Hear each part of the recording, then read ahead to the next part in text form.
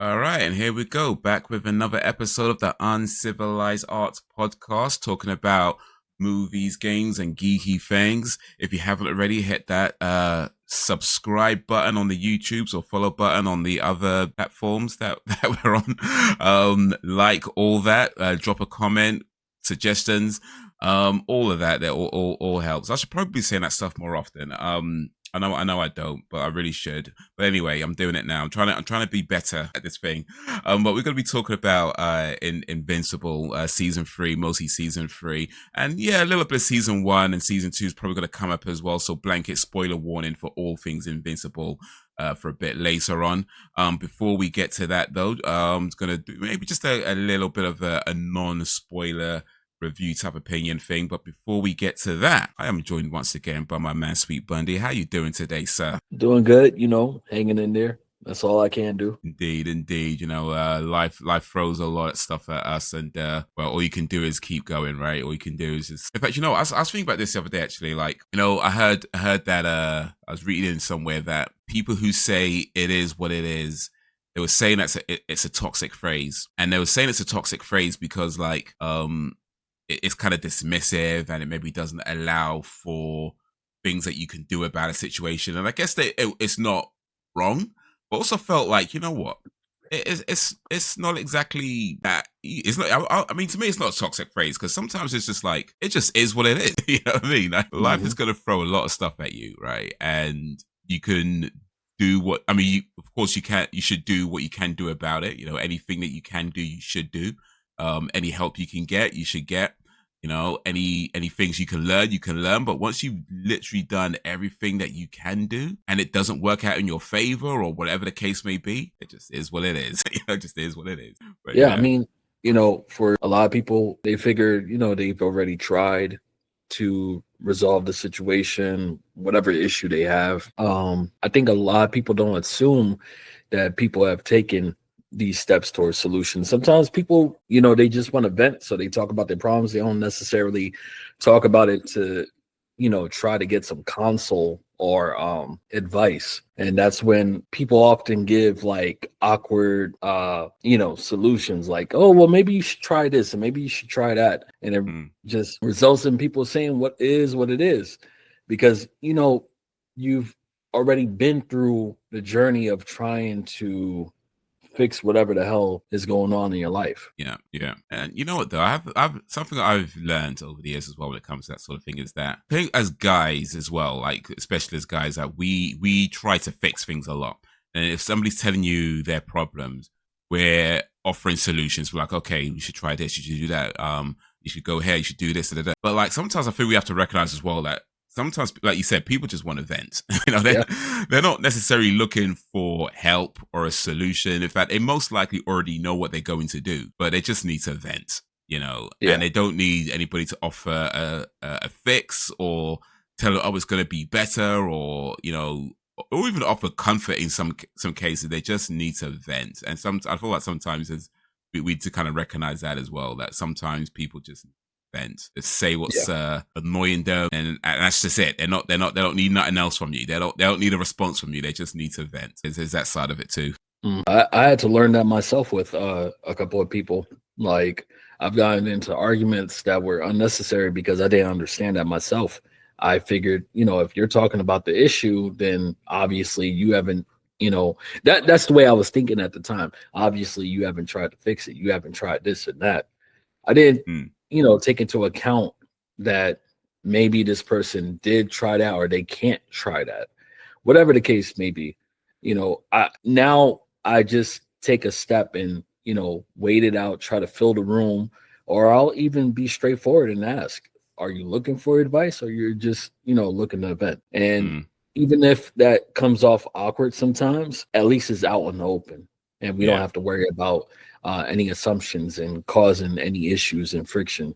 And I'm telling you, ever since I made that change, it's caused a lot of it caused a lot less arguments and much more discussions. Yeah, no, indeed. When in doubt, just ask. When in doubt, just ask. It might feel awkward or whatever, but yeah, it really is often, in most cases, just the best way. I'm not sure how I need to proceed. Let me just ask. Yeah. So been a few weeks since we had a little chat about some random stuff on the last podcast. How you been since then in terms of like, or what have you been doing since then in terms of like, have you? I mean, I know you've been watching Invincible because we're about to talk about it, but have you managed to watch any other shows or see any movies or play any games or get any cool stuff done? How's that been going? As far as anything, I've been replaying Baldur's Gate 3. Okay, yeah. I mean, honestly, that's an excellent game. It was game of the year and well deserved. Yeah, it's amazing. I'm not even gonna rant about it because I'm gonna say the same shit, but there's so much content in it that it's amazing that it has no DLC. This game is crazy. And now that they got mods on the consoles available, yeah.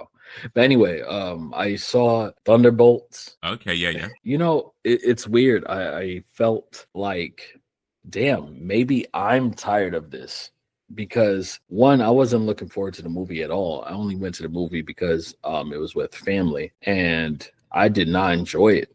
I did not have fun. I didn't dislike it. I didn't sit there and hate the movie, but I didn't enjoy it. I didn't find it funny. It had some moments where I was like, "Oh, that's cool," that and everything. But I was one of those people that I'm just looking to see, like, why am I in the minority on this? Not that I want other people to dislike it, but I'm trying to find out how come I'm not enjoying this. Because usually I'm up in arms and ready for any kind of Marvel content. I'm not liking every single thing.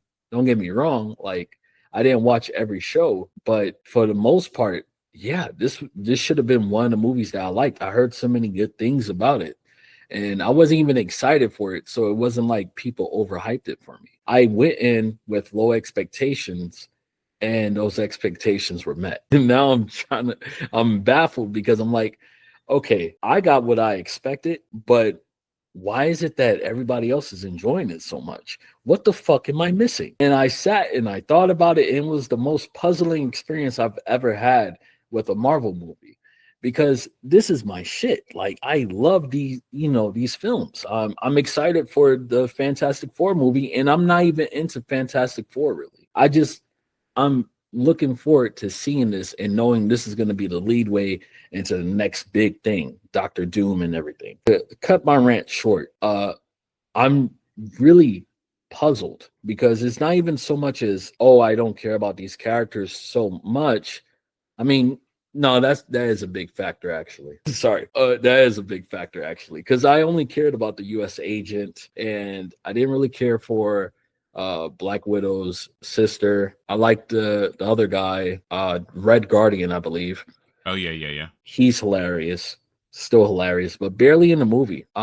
They did something. I'm not gonna spoil, obviously, but there was a fucking death in the film that was like, really, Yeah. you chose to do that? Why? Yeah. Because anyway, I don't want to even go into that because that it will lead into knowing. You know what I mean?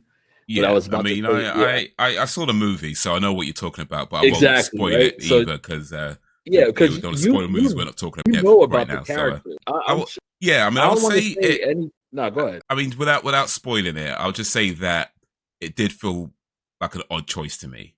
Yeah. Especially, actually, let me not say especially over anything, but I would just say it just felt like an odd choice to me. That Hmm. being said, I did enjoy the movie overall. I thought it was pretty good. I thought the kind of concepts and things they brought up and the way characters are kind of evolved throughout the film. I thought it was done pretty well. I feel like I'm probably in a minority of this particular opinion, though. I felt the ending was weak. Yes. I mean, don't get me wrong. I don't think the ending was bad, and I certainly, to my mind at least, I'm not sure how else they could have ended it. It just at the time as I'm watching it, it was kind of like, oh, it's over. It was Yeah. more like, oh, okay. Yeah. It felt like it could have been maybe another 20, 30 minutes or something, but it's just like, oh, okay, we're ending it here. So it was that. But overall, I liked it. I thought it was a pretty decent film. I am looking forward to Fantastic Four as well, even though the last Fantastic Four movies haven't been, well, less about those the better, I suppose. But, I mean, it looks interesting. From the trailers, it looks pretty interesting. And we'll see how they bring Doctor Doom and everything else into it. Did you see, by the way, Sinners? No, and that's the film that I wanted to see, but yeah, it didn't work out. It's a funny story, but I'll save it for another time. That is excellent.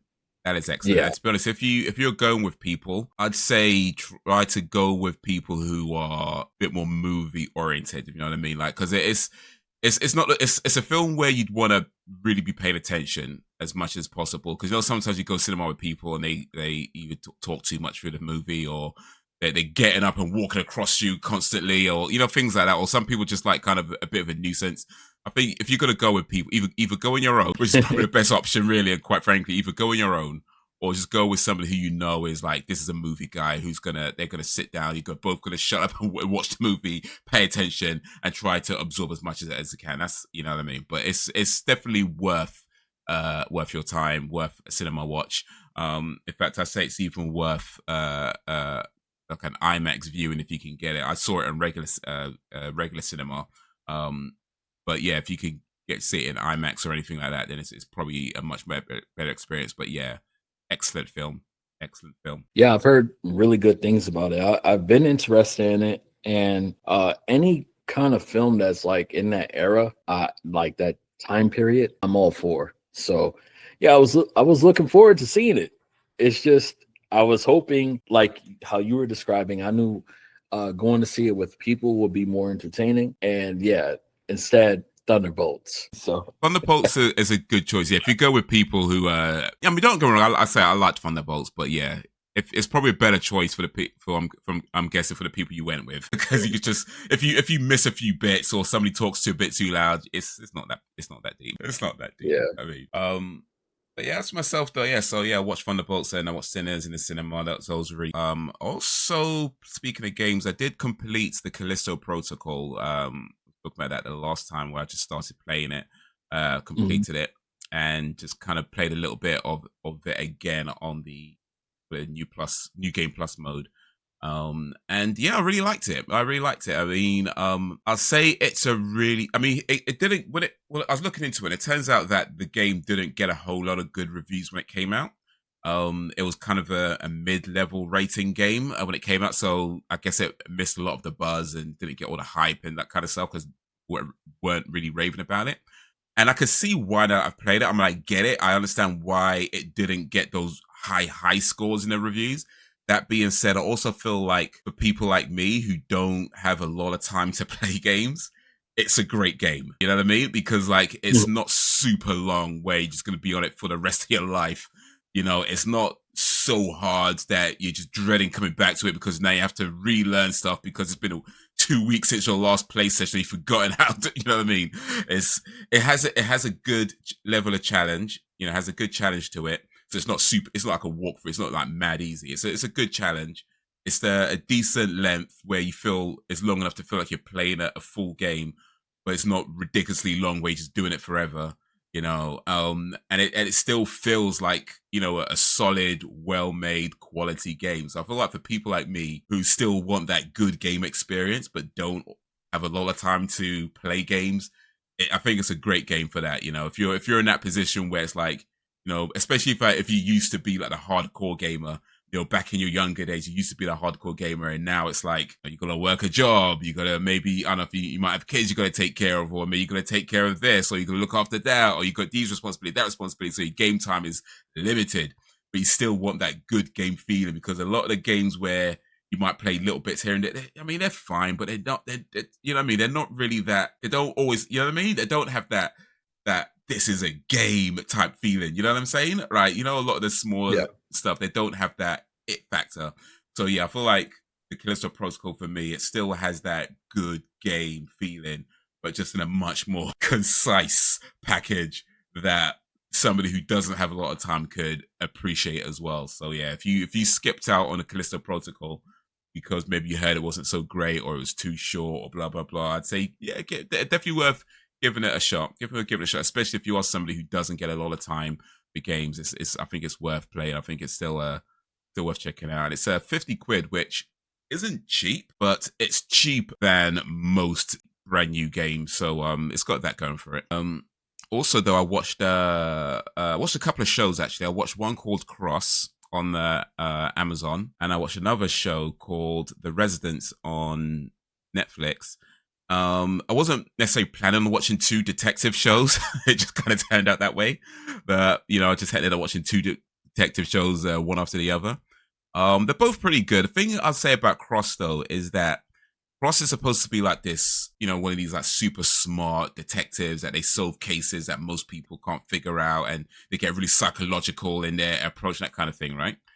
And it does that pretty well, I think, for the most part. Like it shows how he's figuring out the links between one thing or another. You can see how he gets there, and I like that. I like how they show his workings out because, like, as a casual non-detective person watching it, you kind of want to know how you get from there to there, right? You want to see, oh, that's really clever.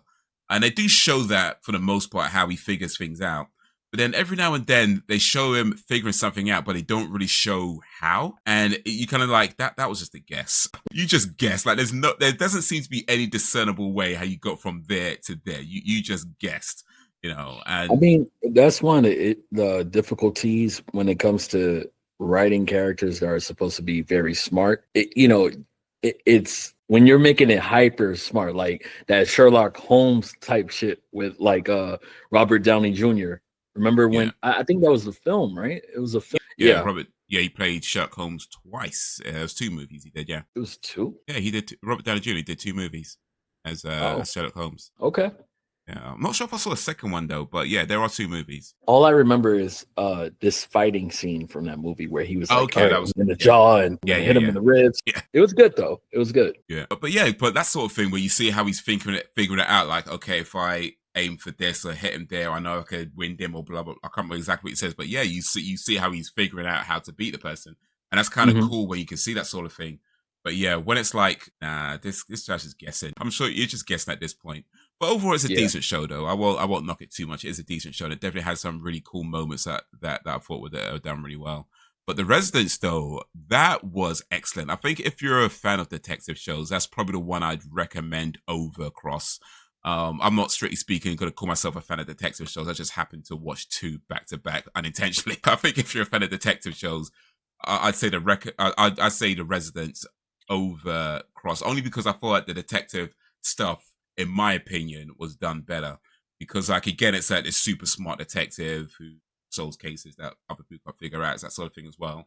But they literally keep you guessing, literally all the way up to the very end. And even then, it's like when it comes to like the reveal, it's basically a murder mystery, like Clue or something like that. But rather than them figuring it out early on and then leaving your audience guessing to figure it is, the way they've done it in this is that even the detective hasn't figured it out until the end. But then the way they show how she figures it out, yeah, it was. I don't want to say too much, 'cause I don't want to accidentally spoil it. But it was in my opinion, it was just done really well because, like, you see all the clues throughout and how this links to that from that episode and that links to this from the episode, and just little things that somebody said or somebody did that maybe doesn't correspond with that or doesn't, you know what I mean, that kind of thing.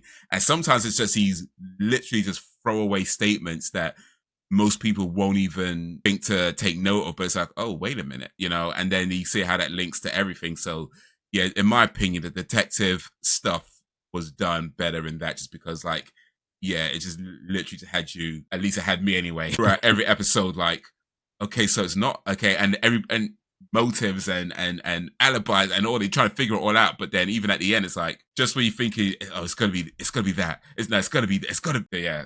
Residence was really good. I like that a lot. So yeah, if you like detective shows, that's the one I'd recommend. Okay, I might check it out. I've been watching a little bit of Death Note again, but more of watching people react to it. Okay, yeah. And I actually found out that, and this, calls back to our last time talking. The people that made Stranger Things, they're actually going to make a Death Note series, the live action for Netflix. Okay, I didn't know that, but that is interesting. Yeah, I don't know if it's a series, or because they did a movie before and that didn't turn out too well. No, all right. So I hope I didn't talk about it before, but real quick, just in case I did. The confusing part about the live action on Netflix, right? It had some potential. And I know it's blasphemous to say, but mind you, Death Note is my favorite anime. I'm not saying it's the best anime. I'm not saying it's the greatest. I'm not one of those hardcore fans, but it is definitely my favorite. With that said, the problem with the Netflix movie is that one, I personally already accepted that it was going to do its own thing. That's fine. Yeah. The moment I saw the casting, I was like, all right, it's gonna do its own thing. That's fine. And we already have other films. Like there's like two or three live action Japanese films. There's a fucking live action that is continuing on after the series or whatever, right? The main series. So there are other options. If you don't like it, just don't watch it.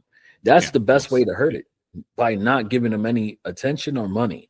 But when you sit there and you're watching just to hate on it, and then you're talking about it, you're promoting it, you're making other people go, and you're helping them. Anyway, main point, the film, it wasn't bad like people are saying. The issue is some of the choices that they made like the perfectly wrong choices for certain characters. What I mean is, Light is the protagonist is supposed to be so damn smart. This motherfucker is a mastermind. He can have you in a situation where you're talking to him and you're like, yeah, that guy, he's pretty cool. And mind you, this motherfucker just manipulated you into the deepest, darkest shit without you knowing, with one simple conversation. This is how methodical he is, right? And when it comes to his Netflix counterpart, that guy is a pushover. He's supposed to be smart, but he never really gets to show his intelligence. And he's pushed around by Misa, who is, is supposed to be like a flip on what they do in the series, which it's been done plenty of times before. It's even been done with Joker and Harley Quinn, for example. When we first met Harley Quinn, she's subservient, bowing down at his feet, kissing his feet, and getting her ass kicked the entire time with the same feet, right? But yet she was all for him. Now it's flipped. Now it's not saying that Joker chases after Harley and wants forgiveness and all that, but she's, independent. She doesn't like Joker. She beats him if they come in, if they come to heads or whatever, etc. So seeing that with the Death Note, it's come, I'm expecting that already. It's fine. However, they didn't do it properly. They went to the extreme. Misa is supposed to be like the one that's manipulating Light instead and tricking him, but that doesn't speak well to his intelligence. He should be intelligent enough to know that he's being used, intelligent enough to know that he's being manipulated, and they don't show that until the very end. With all that said, right? And then I'm going to stop talking about it here. It's not a bad film. I think it gets more hate than it deserves, because people are going in thinking, damn, here they go again, ruining something that I love. And I don't think that's the intention. The problem is that there's a disconnect. They don't realize what made the show good, what made this series good, what made it go from paper to animation to now we want to go ahead and make live action movies or shows about it. They don't focus on that part. And that's why we get so many bombs. And the fans, they're too busy being angry instead of just trying their best. And I'm just to communicate and without being obsessive. Because it's like how people are in general. If you're trying to come to me and tell me, yo, you got to watch this, you got to watch it, I'm not going to fucking watch it now because you told me 5 times. You didn't give me a chance. I told you I was going to watch it. You told me 5 times. Now I'm not going to watch it. Fuck you. It's that kind of mentality. And yeah, business companies and all that, they shouldn't be childish, but that's human nature. Anyway, sorry for the rant. Sorry about that. I haven't watched that Netflix Death Note probably since it came out. I think I watched it once, and I don't remember a whole lot from it at this point because it was years ago now. And I do remember, yeah, not particularly liking it very much. But maybe I should watch it again and see if I can remember what I didn't like about it, or maybe I've changed my mind. I don't know. Sometimes you don't like something, you watch it again, and so we'll see. But yeah, it was a long time ago I watched that, and at this point, I feel like I don't remember a lot from it. So yeah, maybe I should watch it again. Did you ever watch the original?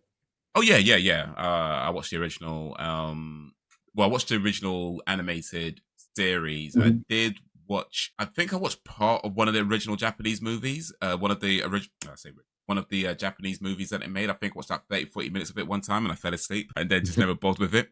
And I did read a little bit of the manga. I think I've read 2 or 3 volumes of the manga.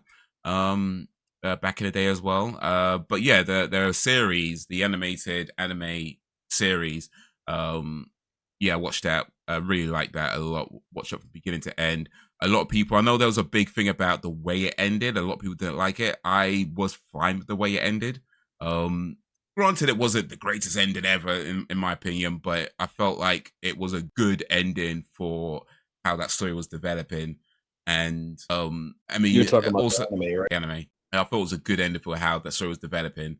Um, I mean, it's kind of a shame that I don't want to spoil. I know it's a no show, but let me not spoil it just in case you haven't seen it. Mhm. But I will say I thought it was a shame that certain characters weren't around. But overall, yeah, I was pretty happy with the way it progressed and the way it ended. And but yeah, I guess I haven't watched that for a long time now either. I mean, without spoiling it, I think the reason why they didn't like the ending is because it was, it was different from the manga's ending. The manga's ending was more blunt, like straight in your Okay. face. This is how it is. Whereas the anime ending kind of gave like a better send off for the series, right? But honestly, now I've just been thinking about how did that conclusion occur, right? I can't go into too much details, of course, to avoid spoilers, but when you listen to that plan of how that person succeeded, it was like, nah, that's impossible. Like really, it is. There's no way that within that time and the amount of work that you did and what you had, no, that couldn't have been done. And I feel like, that was just a small little issue, and I think it was because when it comes to writing endings, it's kind of difficult. That's why a lot of times you find yourself watching a movie or reading a book or a series, and the ending happens. You're like, how the hell did that happen? But yeah, Yeah, I think sometimes writers, yeah, I mean, I'm sure there's loads of examples where writers write themselves into a corner and they're kind of like, how do we get out of this? And that's sometimes you get a lot of the conveniences of movies sometimes where all of a sudden they can do this and all of a sudden like wait they can fly now, like what like yeah, you see quite a few examples of that throughout, I guess, TV and movies and stuff. And I mean, I'm sure I'm not gonna hit on writers or anything. I mean, they have a difficult enough job as it is, trying to keep up with everything, trying to please these people, trying to please those people, trying to be true to themselves. So it's a difficult job. But yeah, it's the unfortunate thing that it does happen sometimes. You make a character too yeah, good, and then it's like, okay, so if he's this good, how if the villain's that good, how's a good guy beat him? Or if the good guy's so good, how does anybody actually challenge him?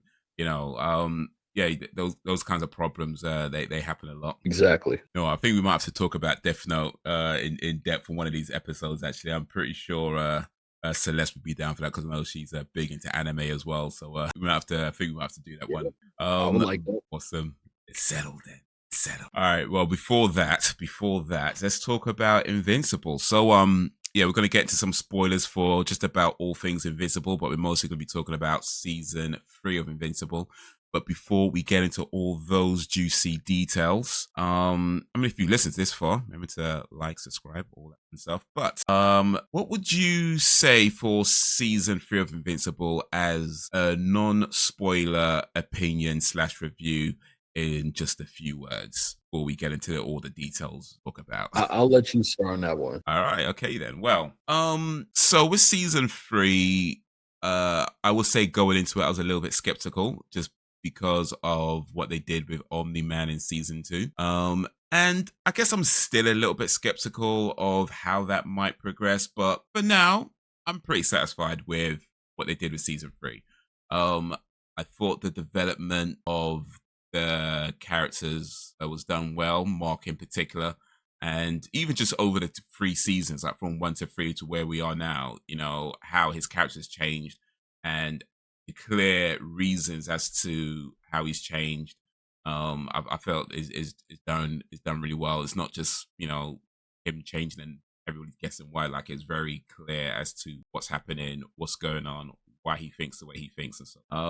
I liked that. My favorite character got got her moment. But yeah, no surprise that it was just a moment. But yeah, I mean, in terms of how it stacks up, I'm not gonna say it's better than any of the previous seasons, or certainly not worse, but I'll say just personally, I think I liked this season more than the others. And I think it's just mainly because of how a lot of the development was done from the previous seasons. I think they built it on pretty well. And with some of the returning characters. But yeah, I think maybe I'll stop there before I say a little bit too much. What's your non-spoiler viewpoint? So I would say, as far as season 3, in short, it was very like went in kind of ticked off from the previous season. How they split it in half, it felt unnecessary to me, even though the guy tried to defend it by saying, well, it made sense for storytelling wise. I felt that was unnecessary. It didn't really make me feel any type of way like I needed that in order to enjoy the story more. No. And thankfully they didn't do that with this season. They told it straightforward. It was no issues. I enjoyed it. I really liked the action. I thought they were going to get into this one thing that we're going to end up talking about, which is a repeat of the whole Amber situation. But thankfully, they kind of just run that past real quick. Overall, it was good. I enjoyed it. It almost made me want to go ahead and just read the books, but I already know there's differences, and the show is way more polished. All right, then. All right. So those are our general views on season 3. And now this is your spoiler warning. We are going to be discussing Invincible season 3 in detail. And yeah, most likely we'll be mentioning things from season 1 and season 2 as well. So spoiler warning for everything Invincible from here on out. If you've seen the shows, if you've seen all the seasons, then cool, we could continue.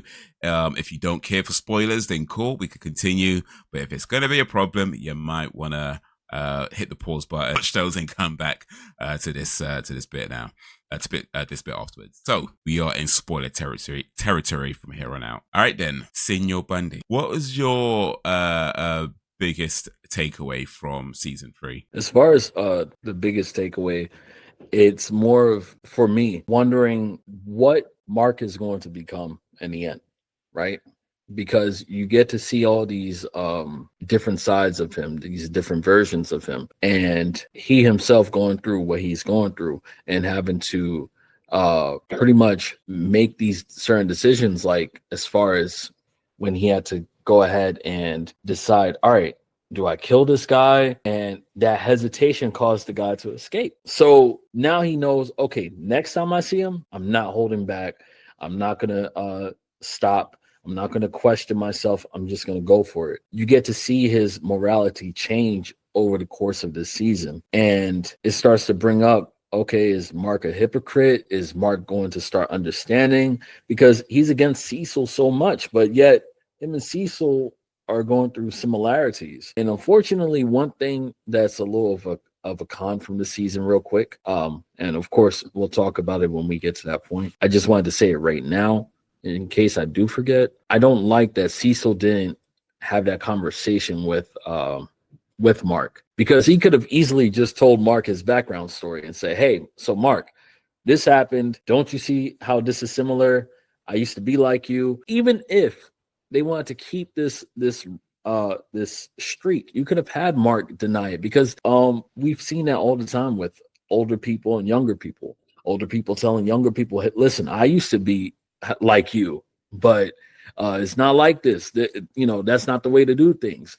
But younger people think that they have things figured out, or that the older person doesn't know what they're talking about. We could have kept things the same way. It just would have made more sense for him to open up about that. But whatever. That's a nitpick. Again, to answer your question, it's about Mark trying to see what is he going to turn into. There's all these possibilities, and it's not looking good. Yeah, no, for sure. That was my biggest takeaway as well, in terms of Mark and his development, going from this person who refused to kill anybody, was so adamant against it, and seeing what happened to his family season 2, and seeing how uh what happened to Eve in a season 3, and just everything he's going through in terms of like those villains. There was the reanimen that were that came back as good guys now, and he's just like you say, like Cecil used to be like him. I would say that I think you're right, and that Cecil could have had that chat with him, but then I think, to be fair, that seems very out of Cecil's character to do something like that. So yeah, it would, or potentially could have been something that could have helped had he been just, hey, let's talk about this and talk about what I've been through and what I know and so on and so forth. But then a chat like that is very much outside of Cecil's character. Like, he's always kind of been that kind of guy who's like, I'm going to tell you what to do and you're going to do it. And if you're not going to do it, then I'm going to, set an alarm off in your head or something. You know what I mean? Like, he's more like that guy. So yes, I agree, he should have, but also, yeah, it's just not in his character. So it kind of makes sense why they didn't do that, because it would have been out of character for him. But yeah, I mean, in terms of where Mark goes from here, he's got his mother to look after and his younger brother to look after. And he's trying to be a role model for his younger brother, but he's struggling with that as well, because the way Oliver is, he's kind of like, yeah, we should just kill him. I was just like that from the start, like this little boy. It's just like, yeah, we should just kill him. And in fact, he even kills the Mauler twins, which was kind of a shock. You know what I mean? Because the amount of times they've, died, but it turns out they're not dead. And it's like, no, I think they're gone now. I think, yeah, because before it was like maybe one of them might get killed and they just clone, and the other one would just clone themselves. Now it's like, no, they're both. He took them both. He took care of them both. Like, but punched their head clean off, or I can't remember the exact killing method, but he definitely took care of them both. So yeah, like Oliver's just kind of been on that anyway. Just like Punisher thing, you know what I mean? Just like put him down and keep him down. Whereas Mark has been more like Daredevil, where it's like no, we gotta try and not kill people. We gotta have morals, and it's like, but that's changing. That's changing. Where he's saying, you know what, you're right. Next time I won't hesitate, and I'll kill them. And there's always going to be that discussion of, what is the right choice? Because as a show is also showing, at least so far, that bad guys can change. It happened with Cecil when he was a rookie pop on the beat, doing that whole thing with the shop and going up in those villains. And then they became good guys, and how he hated that and ended up killing them because he didn't think they can change. But as far as we're aware, they did. They were helping him out and killed before they could prove him right. So, but that was based on him not believing that they can change, and so he killed them. And then we see with Darkwing and was it DA and the Reanimen, and they were on the good guy side now, and you're saying, yeah, I've done some bad things, and I'm trying to make up for it. That's what Darkwing was saying. And Mark's being like, no, they're bad, they're bad. They can't in that thing. And but so what is the right thing to do? Is it to kill them because they're beyond seeing the light, so to speak, or do you give them a chance? Like how do you know what's the right answer? Like those types of moral conundrums, they're always going to have your pros for and cons, but ultimately, like, I guess in terms of my opinions, like we just don't get to decide. Like you never know what can happen in the future, but there are circumstances where if it's in the moment and there's just no other choice, it might have to be that you kill them. Like a case with Angstrom in the previous season, where it wasn't just he's a bad guy and he got caught. Like, he was actively trying to harm the family, right? Yeah. And he wouldn't stop. And okay, he didn't die, as we know. He ended up surviving. But in a case like that, where it's like you're trying to, stop a situation, but the person just wouldn't stop. And it's like, what do you do? Do you let them? Do you say, okay, well, I'm not going to kill anybody, and he just kills your family and kills everybody else? Is like, in a situation like that's a bit different. But when it's like you catch them and they surrendered, so to speak, or whatever, or like we're having with Conquest, he thought he killed him too. It turns out he didn't. And Cecil's got him under something where it will explode if he tries to escape or whatever. But it's like, you going to try and change him? Do you think Conquest could be turned to the good guy side? I think Conquest thinks he's already on the good guy side. In fact, as far as Conquest is concerned, he is the good guy, right? He is the good. He's their whole thing is, help destroying the weak and taking their technologies to other civilizations and killing anybody who opposes them because they see it as opposing progress. So to him, he's the good guy. Now, from our perspective as Earthlings, we don't want to be wiped out by some alien race. But why would he see it any different? But I guess that waits to be seen with season 4. So I guess there's a lot of things in this season about, can a person change? And we know that people can, or at least we see examples of potential change in Darkwing and in the Reaniman, or D.A. Sinclair. Assuming, of course, that it's not just a ploy to get someone on the side and some trick. Right now, it seems like they have changed. In fact, Darkwing practically sacrificed himself when the one of the Mark versions variants when they're attacking, he took him into the Shadow Realm or something. So like he did that. And as far as we know, that he sacrificed himself for the greater good. That's a clear change right there. And Mark himself, he's clearly changed from how he was in season 1 to season 2 to how he is now. So people can change both ways, right?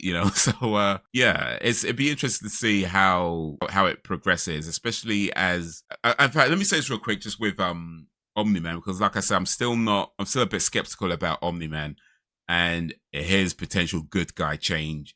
Like I'm still not sure. I mean, I guess because they didn't emphasize it much in season 3, it didn't feel like a problem. Like he's not really in season 3 a whole lot. Omni-Man, like him and Alan, he spent most of the time in that prison, and I suppose most of the time kind of moping around until they get to the end. So yeah, it'd be interesting to see how that plays out, because he has done so much to the Earth guys. He killed the Guardians. He called Debbie a pet. He beat his son practically to death. And yeah, he's trying to, I guess, come back from that. But can you? Even if you really want to, can you? Or is he just done too? I don't know. Well, I guess we'll see how they play it out. But change, I think, is the theme of season 3. Whether changing from a good guy to a bad guy, or a bad guy to a good guy. But change, I think, is the main theme of season 3. Yeah, I mean, as far as Omni-Man having any redemption, it depends. It depends on who is he going to be redeemed in, because like the people can't forgive him, really. Even if he saves the world or whatever from the invasion of Viltrumites, they're still going to look at him as like he's still a monster. He's still one of them. Just like they would probably look at Mark like that if he really comes out and has to stand side by side with Omni-Man to fight the Viltrumites. They'll regardless of whether or not that's his father and everything, they still look at him like, how could you stand side by this man that did this to us? But anyway, I don't think it really matters about the people, though. I think it more matters for his son. Can my son forgive me? And he's even talking about that he misses his wife, and he even addressed her as that. So I don't know. I don't see that ever happening. I don't see her ever forgiving him. He's traumatized by him. That'd be a stretch. She's moved on. Gary's somebody else. But yeah, she's moved on to the dude from work. Yeah, and I like that. A good guy. Yeah, I like that for her. I was worried. I thought that he was going to turn out to be a bad guy or something. Yeah, I was worried. But I think at one point, if I'm not mistaken, when I first watched it, I thought that the whole spy thing was his doing. Oh yeah, the balls. Yeah. It turned out to be Yeah. Thanks for keeping tabs. So I was worried. Speaking of moving on, someone else moved on as well. The greatest character in the Invincible series, everybody's favorite, number one in your hearts. Of course, I'm talking about Amber. Amber's moved on. Oh, Amber. She's with Gary, and Gary seems like a good guy. But yeah, it's. I mean, like I said, I still stand with Amber. I realize I'm the minority with that. I still stand with Amber, but I knew, or at least I figured, that she's probably not going to get much screen time in season 3, if any. So yeah, it was no surprise that she was kind of in. I think like 1 or 2 episodes. Like it really wasn't that many, and even the episodes she was in, it's not. It's just kind of there. I think one episode she's there talking to Eve for a little bit, and then the other episode she's talking to Mark with the new fella when they're at the bowling alley and that kind of thing. So yeah, it is what it is. It is what it is. I kind of knew that was probably going to happen. But yeah, at least you got some screen time, so that's something. I mean, for as far as Amber goes and everything, I really did not care for that scene. And it's not so much as like I'm just hating on Amber. I just didn't care for it. It was just weird. It was weird and Which kind scene of we talking forced. about, by the way? Sorry. Huh? Which scene? Where they got together and it's like a whole date. It was for his friend's birthday. It was the bowling alley. Yeah. Yeah, that shit was just weird. And I really don't like that guy, his friend. I forgot his name. I think his name is Will. Okay, yeah. Will or Nate. I don't like that guy. He just comes off annoying, obnoxious, and I sit there and I'm wondering, why are you guys friends? Like, you guys really don't talk about much. And every time when you do talk, this guy's like telling you to shut the fuck up, worry about what I'm going through. And it's like, he already saved you. He saved your boyfriend and everything, but that's still not enough. And then you don't even tell him. You're like, honestly, if I was in Mark's shoes, I'm thinking about the situation now. If I was in Mark's shoes and I am here with my girlfriend and this guy brought my ex and my ex brought their new boyfriend over, I would have been like, all right, bro, happy birthday, take care. Fuck all that. Oh, we're all adults here. I'm friends with her too. No, fuck all that. It's just unnecessarily awkward. The fuck is this? Why? They've all moved on. It's not about it, it's fine moving on. It's just unnecessary to sit there and just be weird about it. Like, they already broke up. They had strong feelings and they were forced to break up. They didn't break up just because they were like, yeah, there's just not anything like this between us. No, shit got too dangerous. They had to break up for her own safety. That was it. So it's like, nah, you know what? Anyway, we're not doing this. I'm actually getting mad. Yeah, I mean, I don't have an issue with the scene because because it was really, it was that I can't remember his name either. I think Will sounds about right though.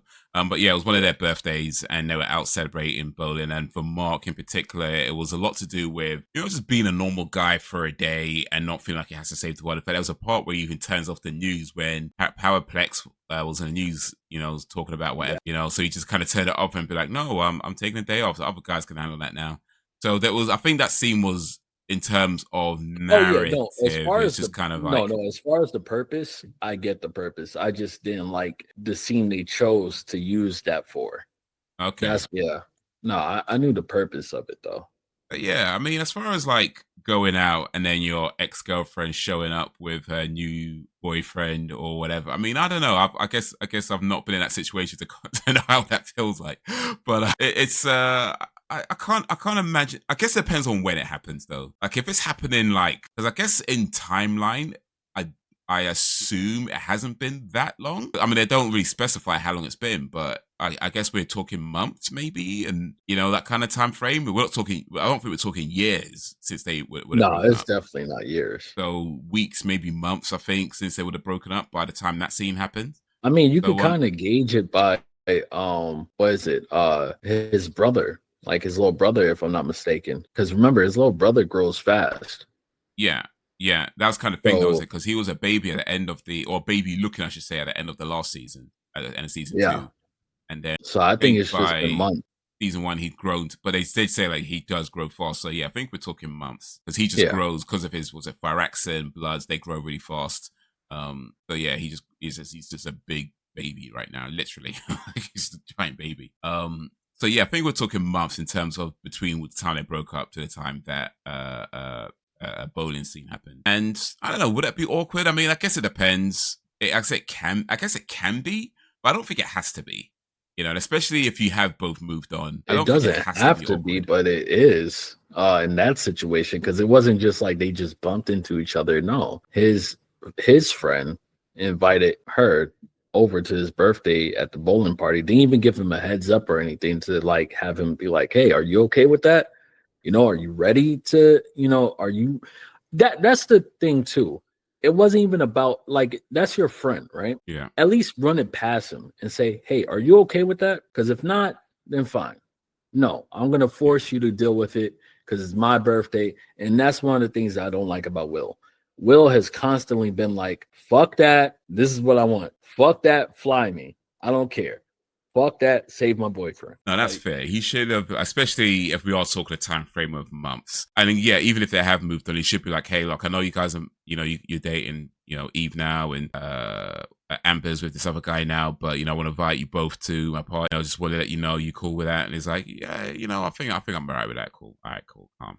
Actually, you know what? I'm not sure I'm ready for that. All right, don't come then. Stay your ass at home. But yeah, and I think, yeah, you're right. I think Will probably should have said something, even just for the sake of making sure that there are no issues, because yeah, I mean, absolutely. It's just the right thing to do. You don't force people into awkward positions or possibly awkward positions. You don't know how people are going to react. You don't even know everything about the whole thing between those two. And he doesn't. And he doesn't. Like, he didn't know about the Viltrumite coming to the fucking world, getting ready to snap her neck in two. He doesn't even know about that shit. So that goes to show that Will is just, self-centered. He's a fucking asshole. Like, I do not like that character. He is. But in terms of why they're friends, because you mentioned earlier, I think I do. I mean, it does look weird on screen, but I think in reality, like, it's often times where you have people who are very different personalities becoming best friends. Like someone who's maybe a bit more quiet and reserved being friends with someone who's like a bit more outspoken and loud. And I think you see that quite a lot. So yeah, it does kind of look weird on screen, but it's not unrealistic either. Yeah, but I've had friends where we're drastically different, but then you get to see moments where we're being friends, where it makes sense. Oh, I get it now. I see what they're friends for. I haven't seen that with Will and Mark. I'm just told these guys have been friends for a while. They're friends. But I don't see anything. I see it one-sided as fuck. Like, Mark does whatever he can for Will, and that's it. And Will gives Mark some advice sometimes, but mostly it's just like, hey, fuck you, man. Get over it. You're an asshole. Yeah, fuck you. That's what I feel like. And yeah, you could argue and you could say that some friends are like that, but man, fuck Will. That's all. Okay. All right, let's talk about one of the new characters now. In fact, just one just mentioned actually. His name's Powerplex, excuse me. Powerplex? Yes. Powerplex. That was Powerplex. Powerplex. Scott.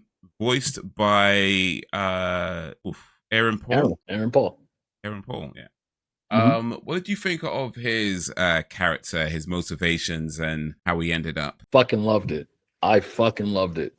I wish it was a little bit more emotion at the end of, when he killed his wife and child. I wish there was more emotion. And it's not that Aaron Paul couldn't do it. I felt like, they just didn't write that in. I wanted to hear him sobbing and crying and shit. And I wanted more of that, and wanted more of, even when you last see him, I wanted to see him destroyed emotionally. And that would have made me more scared of him, because I'm like, bro, when he gets out, that's it. But instead he was kind of like, no, this is still your fault. And that was it. I just needed more emotion from him, more raw emotion, because that scene is shocking as fuck. And I felt like they gave more of that to Mark. Mark had more of a reaction like, oh shit, which, like, Mark's reaction was perfect. But anyway, about the story, I like the setup, the build up, and even callbacks. I love different perspectives. That was the only thing. That was one of the very few things, I should say, that was good from Batman versus Superman, was the different perspective of that fight that they had in the Superman movie versus now this movie. So you get to see the other side of it.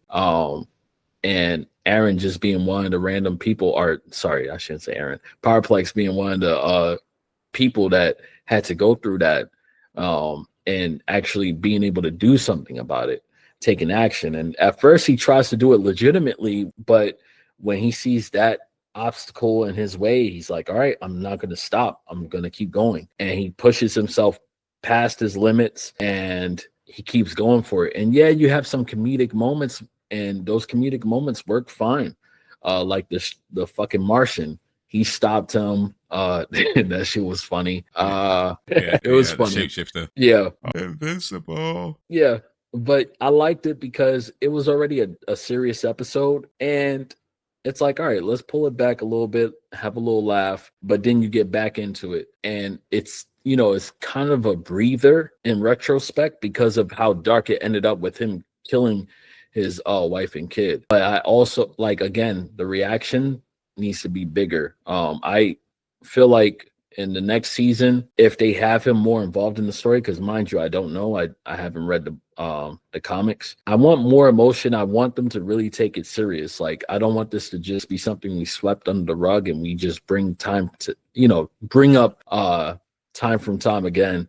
I mean, time to time again that he did that fucked up shit. Like, no, I want him to really be suffering and agony over it, because that's how people would be if you accidentally like, the whole point of him going on this journey is because Invincible killed his sister and his niece. So for him to, be to accidentally kill his own child and his wife, the last remnants of what he had to a life that he felt that was worth living. Yeah, he should be way more distraught. So when he broke out of the prison or whatever, when that prison got broken out, or even when he had to fight Invincible again before the conquest fight, right? I believe it was right before that. I wanted to see a little bit more. However, and this is the last thing I'll say about him, he got to kill one of the clones, or not the clones, one of the multi versions. Oh yeah. So I was happy for him on that. I wish we got to see that more of Egg. that fight though. Yeah, I thought was an interesting character because, like you said, the whole kind of Batman versus Superman thing where they destroy the buildings, and there's going to be somebody in that. In fact, Batman was kind of pissed that Superman did that thing in it. In this case, it's his powerplex. It's like on some level, he's got to know that Invincible didn't intentionally kill his sister and niece. Like, he's got to know that wasn't intent, and especially knowing that wasn't even Invincible that started that fight.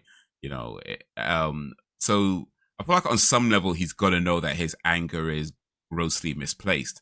But then there's a part of it where like when the ego takes over, and the ego won't allow you to admit that you're wrong, or that you're weak, or things like that. Because, like, all right, I'm about to get just a tiny little bit off topic, but the way I think about the ego is that the ego is there to protect you, right? However, the way it protects you is going to the extremes. So, for example, the ego is going to tell you you're the greatest there ever was because it's trying to protect you from, feeling inadequate. But the problem is, if you start to believe you're the greatest there ever was, and it turns out that you're not, then you start to trying to, either fault somebody else. Or, oh, they must have done this. They must have been cheating. They must have, you know what I mean? Because I'm the greatest. It's that kind of thing. Because you're ultimately not allowing yourself to hear the truth as to what is actually happening. So the ego protects you by going to the extremes. And I think in this case, his ego's trying to protect him by saying you're not weak, you're strong. So when your powers are the greatest, because I mean, when we meet him, he's just like just a little bit. He's not saving the world. He's not joining any groups. He's not fighting crime. He's just like, hey, punch my hand, da da da. But I think like part of that is, and I don't know if I'm reading too much into this. Maybe we'll see. But to me, what I'm looking at is somebody who, on some level, wants to believe that he's the greatest, but isn't. Right. So when this happens, and he couldn't save his sister and his niece, because his ego's telling him that he's the greatest, it won't allow him to admit that, this is not their fault. They're fighting, and this is just an unfortunate accident, and you just unfortunately wasn't able to save them. I can't remember exactly. I think it wasn't there or something like that. I don't remember. Oh, no, he was there. It wasn't he? He was actually there, but he just wasn't able to. Rather than say that, I'm limited, and this is just my limits in an unfortunate situation, his ego still telling him that he's the best and he's the greatest and he's the strongest. So it must be Invincible's fault. You know what I mean? So I don't know. Like I say, I'm going off just. There's nothing in the show that suggests that's what's happening. I'm just kind of going off by what it looks to me. That is somebody who's too in his own ego to really allow himself to see what's going on. So he's constantly blaming him. And even at the end, when he accidentally killed his own wife and child, it's like he set that up. They both agreed to tie her up and pretend she's a hostage. He tried to kill Invincible with using all the power he had. On his wife and child are right there. And then instead of killing Invincible, he just like killed them because like the electricity, energy, whatever was too much. But no, you're the greatest. I'm the greatest. It must be Invincible's fault. It's his fault. So that's what I'm seeing. Somebody who's just so in his own ego that cannot accept that he's not the strongest, super powered person. He's not the best fighter. Or whatever it may be. He's not the smartest. He's a regular guy with a little bit of fancy party tricks. That's what it really is. And he even had to get those little things those things to put in his back to boost his power. I guess he couldn't do it naturally. So, like I say, nothing in the show has pointed to that. That is literally just me saying that's what that looks to me. So, but yeah, I did find him interested in on that and that regards that of someone that's being so in their own ego. And I guess it'd be interesting to see how that develops into season 4, because on one hand he's not the big bad, but he is still a threat. And especially if he's approaching Invincible at a time when he might have to fight a Conquest or somebody just as strong or even stronger, and then you got to deal with this guy as well. And it's like you can take somebody. In fact, they did this in Spider-Man. We talked about Spider-Man, Into the Spider-Verse, and it had the character, I can't remember his name right now, the Blob character. Blob. Yeah, that Blob character in Spider-Man. Is it Into the Spider-Verse? The second one, the one Across with the the Spider-Verse. Sorry, Across the Spider-Verse. But yeah, the one that kind of goes in, the one with the black dot. Yeah, it kind of did that with that, where you take a character that should be insignificant, but because of how they're treated, they become this major problem. And I think that's kind of a similar thing with Powerplex. He should be an insignificant threat, or barely a threat, if even. But because of what he's been through and what he's going through, he's becoming a much, much bigger threat. And especially if he is attacking at times like he did with, almost did with a Conquest. So I think if I remember correctly, Mark, he did fight with, our Mark fought with Powerplex before he fought, right before he fought Conquest, right? Am I remember that correctly? Or am I confusing with the variants? Because I know he fought a variant, but did he fight our Mark as well? Wait, you're asking if Powerplex fought Conquest, or no? Did Powerplex fight with Mark, like our Mark, before Mark fought Conquest? Yeah, Conquest was at the very end. Okay, so it was in the same episode. Was it like right before he fought Conquest? Did he fight? Right before Mark fought Conquest, did he fight? Well, Mark? No, the very last episode of the season was just Conquest and versus Mark. Okay, I might misremember it a little bit, but okay. So yeah, okay. In that case, yeah, I might misremember it a little bit, but yeah, but yeah, he is kind of turning up at times where it's not really. It's never convenient, but if Mark's trying to deal with a real big threat, and you got this guy demanding attention, it's a problem, and it becomes a bigger problem and a bigger problem. So Mark cannot be in this attitude, I'll kill them if I have to. What does that mean for a Powerplex if he's going to just keep getting in the way? Demanding attention and causing problems and blaming Mark for it. Do we see Powerplex get killed? Like I guess it could be going there, but that ways to be seen.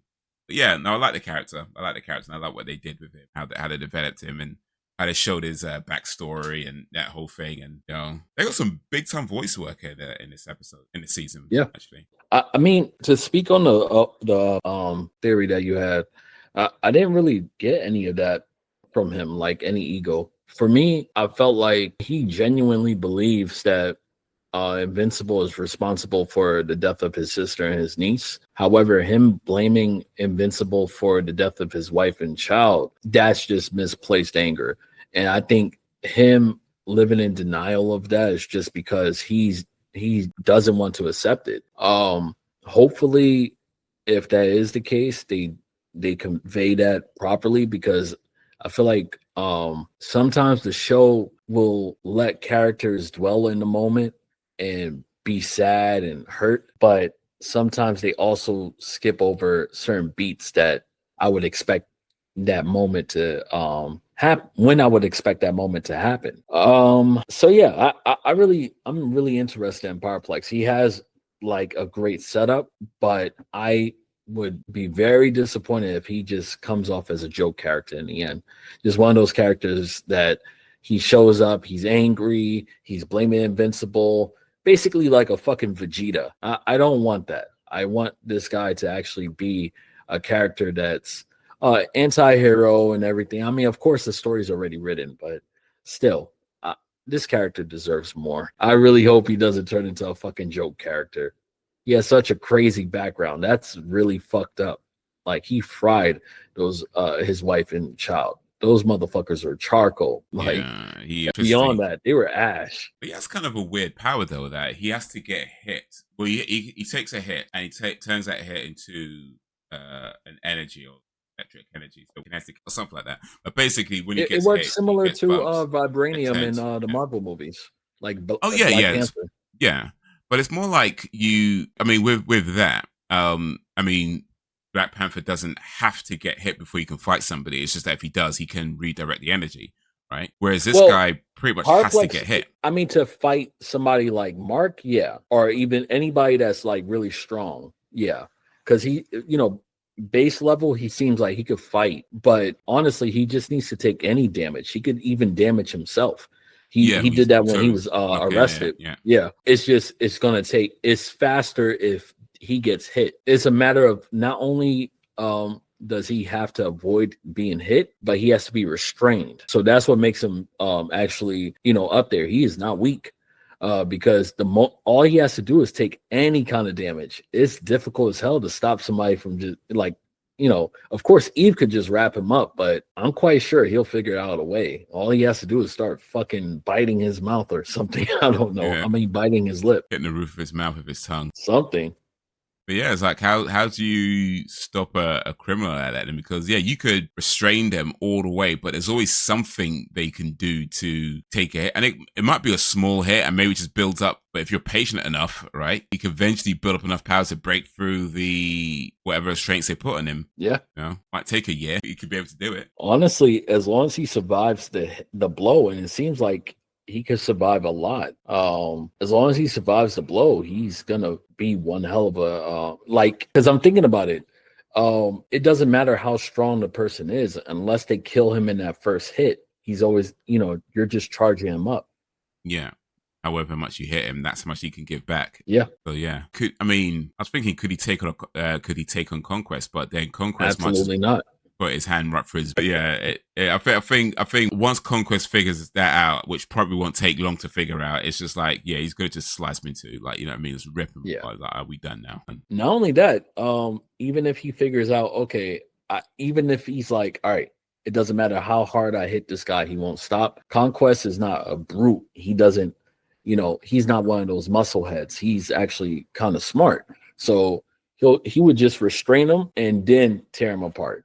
And it would be brutal as fuck. I feel like he would bear hug him, wait, and then just fucking rip him apart. Speaking of Conquest, and voice acting, Conquest voiced by Jeffrey Dean Morgan.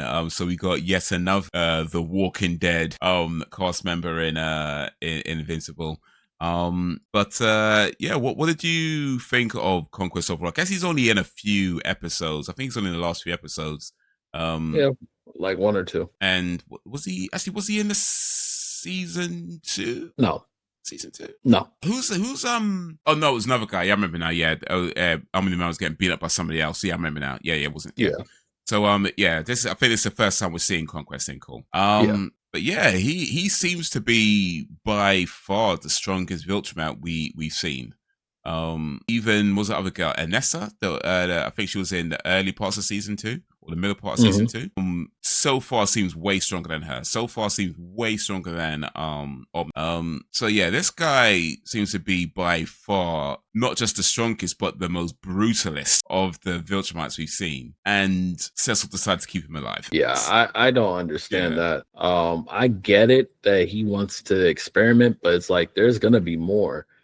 This is not the one to try that on, and you would think that he'll be that smart, but Yeah. I um, mean, they had this whole thing about the whole theme about change and people can change, and I get that. But yeah, I don't there's think like not the one. I don't think that's the Yeah. reason why he's saving him at all. Well, I think change. he Okay, let me rephrase. Sorry, but change in terms of like, are you trying to get information out of him? You know, are you trying to get like military secrets out of him? Is he going to be willing to give that up?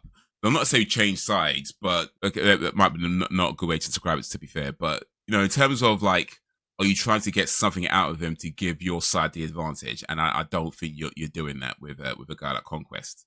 You know, I don't think you get yeah. anything out of him. Like this guy will take death before he gives you anything. That's the vibe I'm getting from this guy. Yeah, so it just doesn't make sense. Beyond because like you would think Cecil will already know that himself that this is not the type of person to try this out on. Yeah, it's not gonna end well, but hopefully the show does it better than whatever they did in the books because I'm quite sure. I don't know who knows. I don't want to underestimate the books, but I look back at what I've seen so far in the show and the differences. I'm like, okay, the show is telling it a little bit better, at least in my opinion. But anyway, yeah, that just seemed like a real asshead move for Cecil, but we'll see what happens. Just realized something actually. Speaking of The Walking Dead, so Mark is voiced by Stephen Ewan, who played oh damn it, forgot his name. But you know he played the young kid in The Walking Dead, or not the young kid, but you know the older young kid. Maggie's husband. Glenn, that was it. Yeah, he played Glenn, and Yeah. Glenn got his head bashed in by Negan, played by Jeffrey D. Morgan. And now in Invincible, Mark, played by Stephen Ewan, Conquest, played by Jeffrey D. Morgan, gets his head bashed in by Mark, played by Stephen Ewan. So they had a little bit of a role reversal there of who's bashing whose head. Yeah. Oh yeah, a little bit of trivia. But yeah, I mean, I liked Conquest character. I think that's I feel like Conquest is fundamentally the type of character I'd think like most of the Viltrumites are in terms of their loyalty, at least how we've seen so far. I know there's been a couple, one that's been it was a defective, and then of course there's Omni-Man who potentially or is looking like he's going to be defective as well. But Conquest kind of represents that. What I'm assuming it is the vast majority of Viltrumites. In terms of how loyal they are to their cause, and what they're doing, you know. And I do like characters like that because, like I was saying before, sometimes you need the bad guy to just be the bad guy. You know what I mean? Like you just need the bad guy to just be the bad guy. And granted, technically, he's not. Like I say, he's not the bad guy from his perspective because they're doing it for their reasons that they believe these are noble goals, and I get that. But as far as, you know, us Earthlings are concerned, he's the bad guy. And to have a character like that, then have him change. I mean, it's bad if they're doing it, or they could be doing it with Omni-Man. You know what I mean? It's you know what I mean. So it's like not with this guy. Like not with this guy. Like he's too loyal, too convinced. I mean, they even said it himself. Like he just likes to brutalize people. Like you know what I mean? He loves that. Like who's that? That Thundercat looking character that they have. You know that one that just fights everybody. Looking for Battle Beast. Battle Beast, yeah. I mean, he's basically like that, but you know, Viltrumite version, and you know, loyal to the Viltrumite cause. Like he just loves to fight and brutalize. And yeah, if they do any kind of skullduggery, I was like, bruh, not with this guy. But yeah, I did like the character, and hopefully, well, it looks like we should be seeing more of him, but in what form? I guess season 3, to be fair, left a lot open, which is not a problem because, I mean, I don't know how many seasons they're planning on, but I don't imagine it's going to be many more after this. It feels like we're approaching an end. So, like... I mean, if I remember correctly, they renewed it for like 1 or 2 more seasons already. Okay. I mean, yeah, I mean, to my mind, it feels like 5 seasons seems to be about where it's heading. It could, or maybe 6, we'll see, but it I doesn't think it's seem gonna like be it's going way to be because one. apparently the story goes on for a good while. Oh, it's going to be like The Walking Dead. There, it just goes on too long. Hopefully not. It just goes on too long. It should end at season 5, but they'll stop it at season 25 or something. They'll just keep going. But yeah, it seems like, or at least this particular storyline, I should say. Then we'll see however many they do in the end. But this particular storyline, it feels like they've got 1 or 2 seasons to go. So yeah, it's fine. It seems to be because what I'm trying to get at is that I tend to prefer when a season has its closure. And I got this season does have some closure. No, it's not completely open. It doesn't have a lot of closure. No, it leaves quite a lot open. I think I'm fine with that if it is going to be sort of 5 seasons because we're pretty much in the middle of the story at this point. So it feels fine to just kind of leave a lot open as you can go into the next part and the next part. But yeah, I did feel like I would say there wasn't really a lot of closure. I think the only real closure we got in terms of a story arc was to do with Mark and him deciding that he's going to start killing now. That felt like a closure of that particular line. But aside from that, yeah, it did leave a lot open. But what did you think, or am I missing something? Did you think we had more closure than I spotted? Not really. I'm agreeing with you. It didn't really feel like everything was, closed up. That's what had me kind of anxious to see what happens next. Because even with like the other marks being sent to the different to that fucking lost place, I'm wondering how are they gonna get back? When are they gonna get back? Are they gonna get back? That's just one of the things. Battle Beast, when is he going to come back? How is he going to play into this? Is he actually going to be on their side? Because he's just looking for the best fight. So he could turn around and become a problem at the end, if he doesn't get killed by one of the enemies. I would love to see a fight between him and Conquest. That would be fire. Yeah. Maybe Conquest kills him. Who knows? Because honestly, Mark only won because of Eve. If it wasn't for Eve, Mark would have lost. The situation with his brother, like it's really confusing about his brother too, because with him killing the twins that he did, it was brutal, and that kind of showed like hints of a dark side, right? But then they show him with his friends, and he's joking around and everything. The kids that he made friends with, and thankfully they didn't go for what we expected, where we thought he was going to kill the bullies or hurt them or something like that. But no, he just pranked them. So yeah, I'm really curious as to like what side is he going to fall in, and plus he's growing fast. So when he becomes a teenager, he's gonna be a problem, because he's gonna have all these different types of emotions and everything that's gonna be going on. He's actually gonna fight Mark. Seeing who's stronger between the two, who's faster, because they can't. I don't even want to talk about that scene. I don't. I think I'm looking too much into it. The flying scene between those two, but yeah. In short, there are a lot of questions leading up to the next season, and I can't wait. So they need to animate that shit fast. Indeed. Yeah, so Oliver then, like, he had that scene where he was with his friends, and then the bullies came there teasing him and pulled their pants down. Yeah, that seemed fine, because like when he killed the Maulers, I mean that was a fight, Mhm. Granted, he probably shouldn't have been in that fight to begin with, but it was a fight. I think with Oliver, the impression I'm getting is that he does have a moral compass. So he's not necessarily, although he's willing to kill, and he's fine with it in terms of like, oh, you're going to kill these people because they're bad or whatever. He does have a moral compass. And I think that it seems to me that if he's going to kill somebody, it's maybe the times where it's more of a fight and maybe more of a threat. Whereas those bullies were just kind of teasing. So like maybe going to come into his mind at that point and just like make fun of Oh him and no, make fun of no! you. Like I was worried that he was gonna kill the bullies, but I wasn't like sitting there.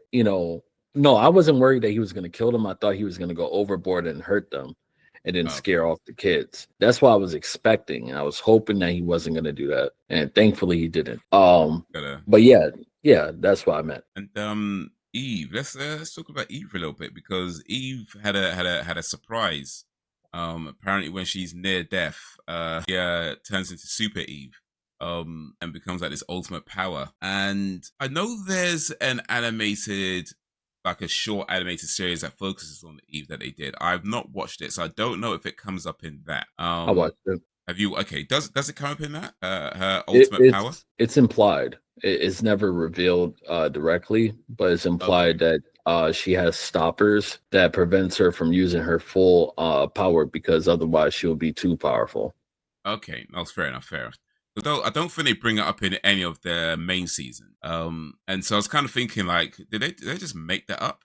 But then I did know they had that other show that I just haven't watched it. So yeah, I guess they put it in there. So it's not something they just threw in last second because they're thinking nothing else. Yeah. Yeah. I'm curious as to if like maybe in the comics, it happened like that, but they didn't have that story at that time.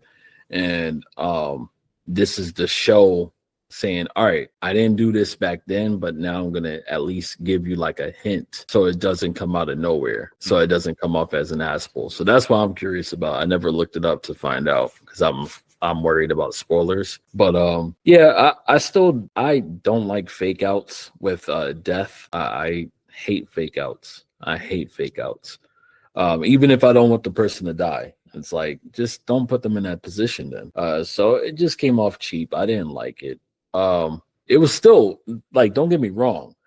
Before her reverting back, that shit was brutal. And it was great as far as the brutality and everything and the raw emotion involving it and everything that happened afterwards, like with the fight and Mark freaking out and doing what he did and going fucking feral. Yeah, that made sense. That shit was perfect. But then, she heals and what happens. But another thing too, I don't want to just end negative on it. Her coming back and then burning his skin off was fucking insane. So that made up for it. I just don't like fake outs when it comes to people dying. I hate that shit.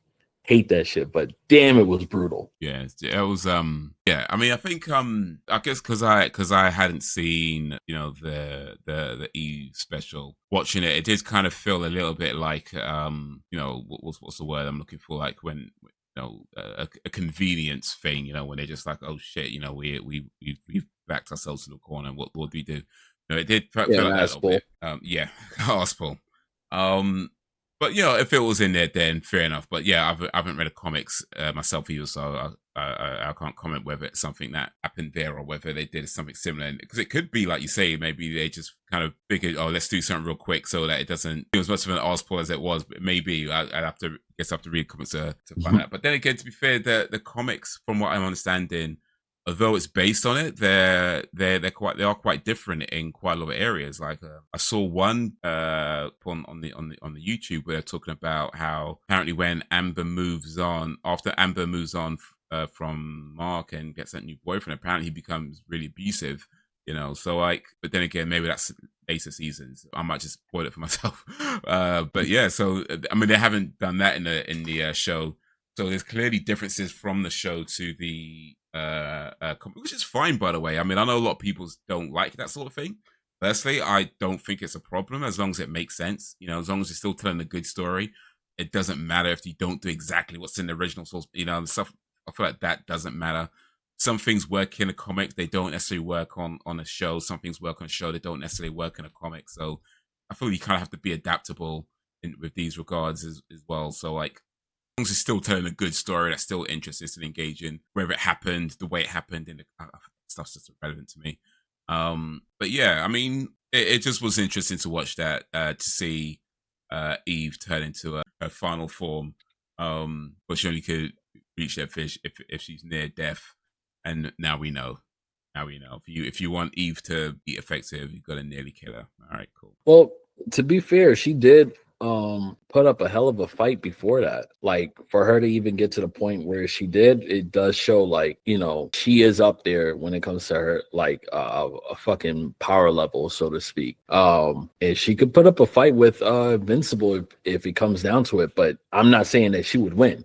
She couldn't. I mean, her whole power is manipulating molecules or atoms or that kind of thing, right? I mean, Yeah. you don't have to be stronger. I don't think she has to be stronger than an Invincible or even a Conquest. She just needs to work to her advantages better than they work to their advantages. Like you're not gonna out punch Conquest. You're not gonna beat him in a fist fight. Don't even bother. Like it's stupid. But if you can manipulate atoms, then I guess it comes down to things like trying to manipulate the atoms around him so that he can't move or can't move as well. You know, trying to do that sort of thing. Like, but I mean, and it did seem at some point they were doing something along those lines, but it didn't quite pan out. I guess because you could have had Conquest basically just batter them, so you couldn't have her do too much. But I just feel like if she was to manipulate atoms and the molecules or whatever in a way that prevents Conquest or whoever her enemy is at the time from moving effectively, that's a way of defeating them. But we'll see if she ever does that. Maybe it's a skill that she needs to learn, or maybe she needs to learn more about atoms in order to do that. I don't know. Well, she is taking steps to learning more how to do things. Yeah. And She went to college. yeah, and I think now that and they also hinted at something more when they showed like some shit leaking off of her or off of his clothes, but it had to do with her powers. It was like a small little scene during the bedroom. So it's hinting that she's unlocking some new powers too. So yeah, Eve is like really OP. And that whole special that pretty much was what it was implying. It was just a setup for like, yo, she has way more abilities than anybody realize. Okay. Maybe I should make time for that Eve special then. Yeah, it's good. It's good. It's not very long. I think it's only a few episodes, right? It's just one, if I'm not mistaken. Okay, yeah. Cool. Yeah, I could make time. Some things I'm not sort of popping up on Amazon Prime. But yeah, I've just actually looking it out now. Invincible is it's one episode, 56 minutes. All right, yeah, I could probably make time for that. Maybe not right now though. But yeah, so Eve is taking lessons, and from the previous season where she had that argument with her father, and he was talking about how, you know, you can't just build stuff because there's like reasons why, you know, there's regulations in place and, you know, laws or whatever that you gotta get by because of the ground and the safety. And she had that issue with the park that she built that just collapsed because it wasn't safe. So yeah, I think it's a good thing that, you know, we were talking the last time about how her father was an arsehole, but, you know, he was right about that, right? So it's a good thing that she has gotten past that initial shock of being told something and be like, oh, you know what? It is actually good advice. I should learn more about the things that I'm doing if I'm going to be doing it.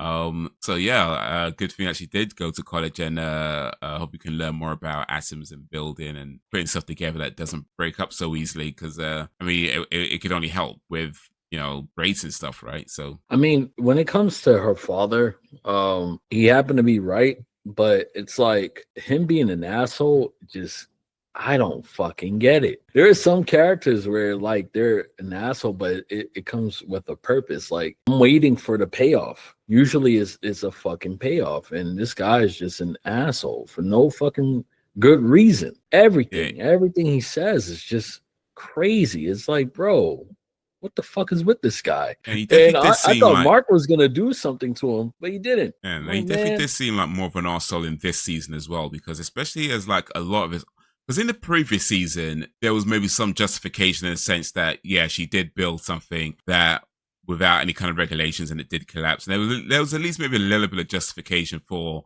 you know, him being mad at her, you know, doing something without really thinking about it. But this season's kind of like he's just being an arsehole for the sake of being an arsehole. You know, like there's like there doesn't seem to be, certainly not that I spotted any discernible justification for his arseholiness. Like he's just that guy.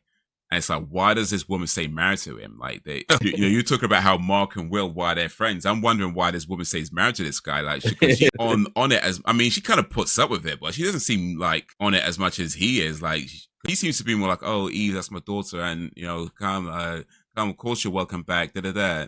And he's just like arms crossed and come on. Yeah, like I thought that he was gonna see her and be all distraught, like, my girl, and tears in his eyes or some shit. Like, we were finally gonna see that, he really loves her. But no, he's still a fucking asshole. Like, this guy just sucks. He's such a terrible, like, I do not like this fucking character. Is there anything in the Eve special about that? Like, does it have anything to do with Not her that I childhood remember. or anything, or Not that I remember. Honestly, I feel like, that speaks volumes.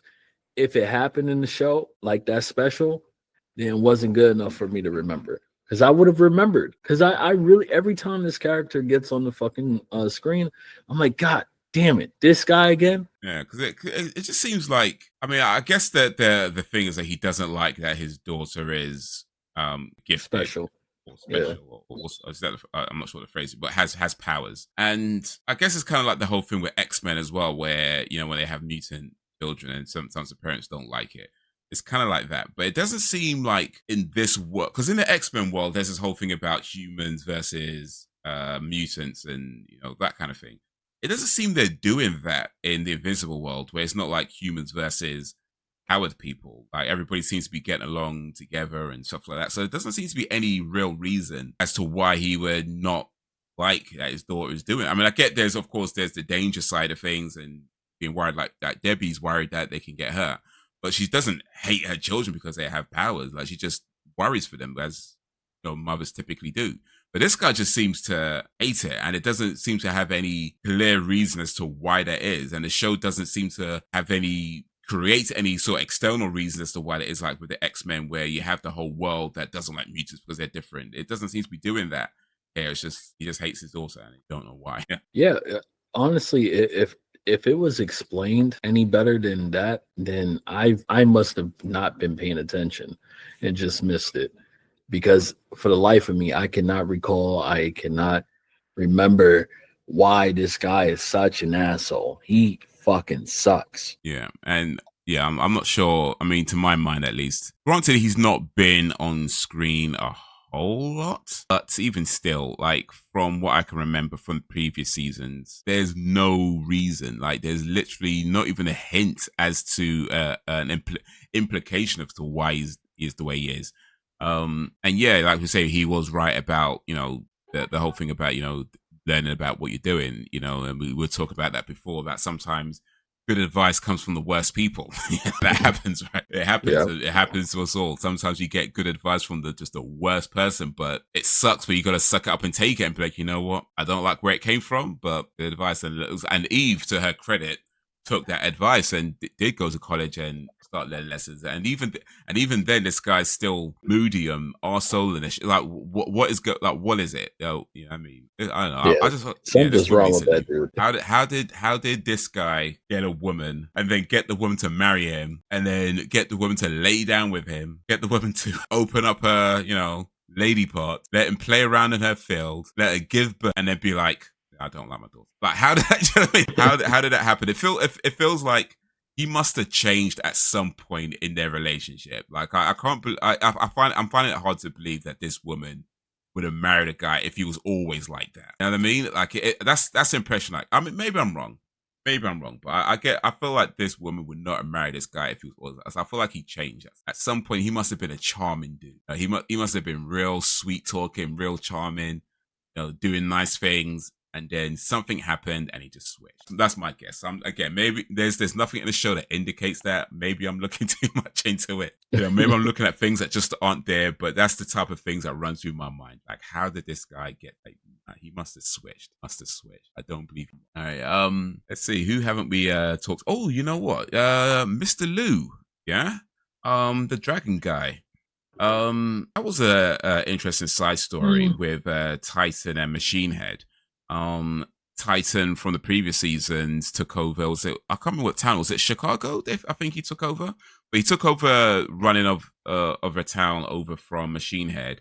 He basically Mhm. tricked Machine Head into tricks Machine Head so that he ended up in prison. And then Mr. Lou's like, yeah, I want Multiple broken out of prison because Multiple, Kate's brother, being his top assassin. And he's like, no, I don't want to do it. But then he's like, yeah, I'm the head of the gangs of whatever, and you got to do what I say or I'll kill everybody or, kill your daughter and all that kind of thing. And so he comes up with this plan to basically kill Mr. Lou, put Machine Head in charge of I can't remember the gang's name, like whatever the Dragon Clan. I can't remember what they're called right now, but he basically put Machine Head in charge of those guys while he keeps his town.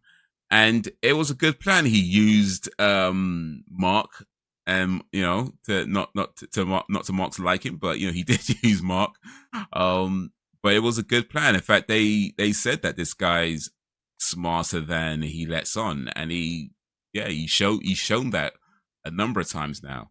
But yeah, what did you think of those characters and that storyline that they did? Honestly, I liked it mainly for the guy. I forgot his name already, but he reminds me of Luke Cage and how the Netflix show ended. Okay, right? yeah, that was Titan. Yeah, I Titan. mean, I can't remember his government name, but his name is his superhero name, Titan. Yeah, so I like that aspect of it. I like seeing how he was trying to keep his position in power and seeing what he was up to.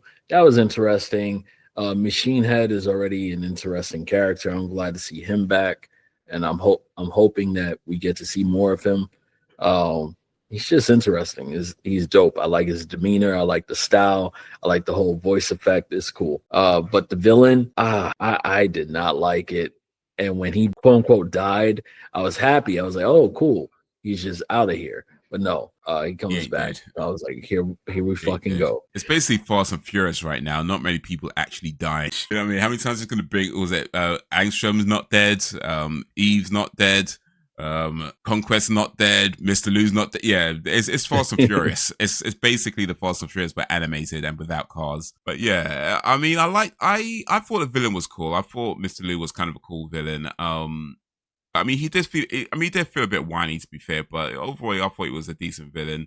But yeah, the whole thing about him not really being dead, it did kind of. I mean, I guess it could be a cool thing for later seasons, but also it's like, because this isn't necessarily a main story. Do you really want to bring him back?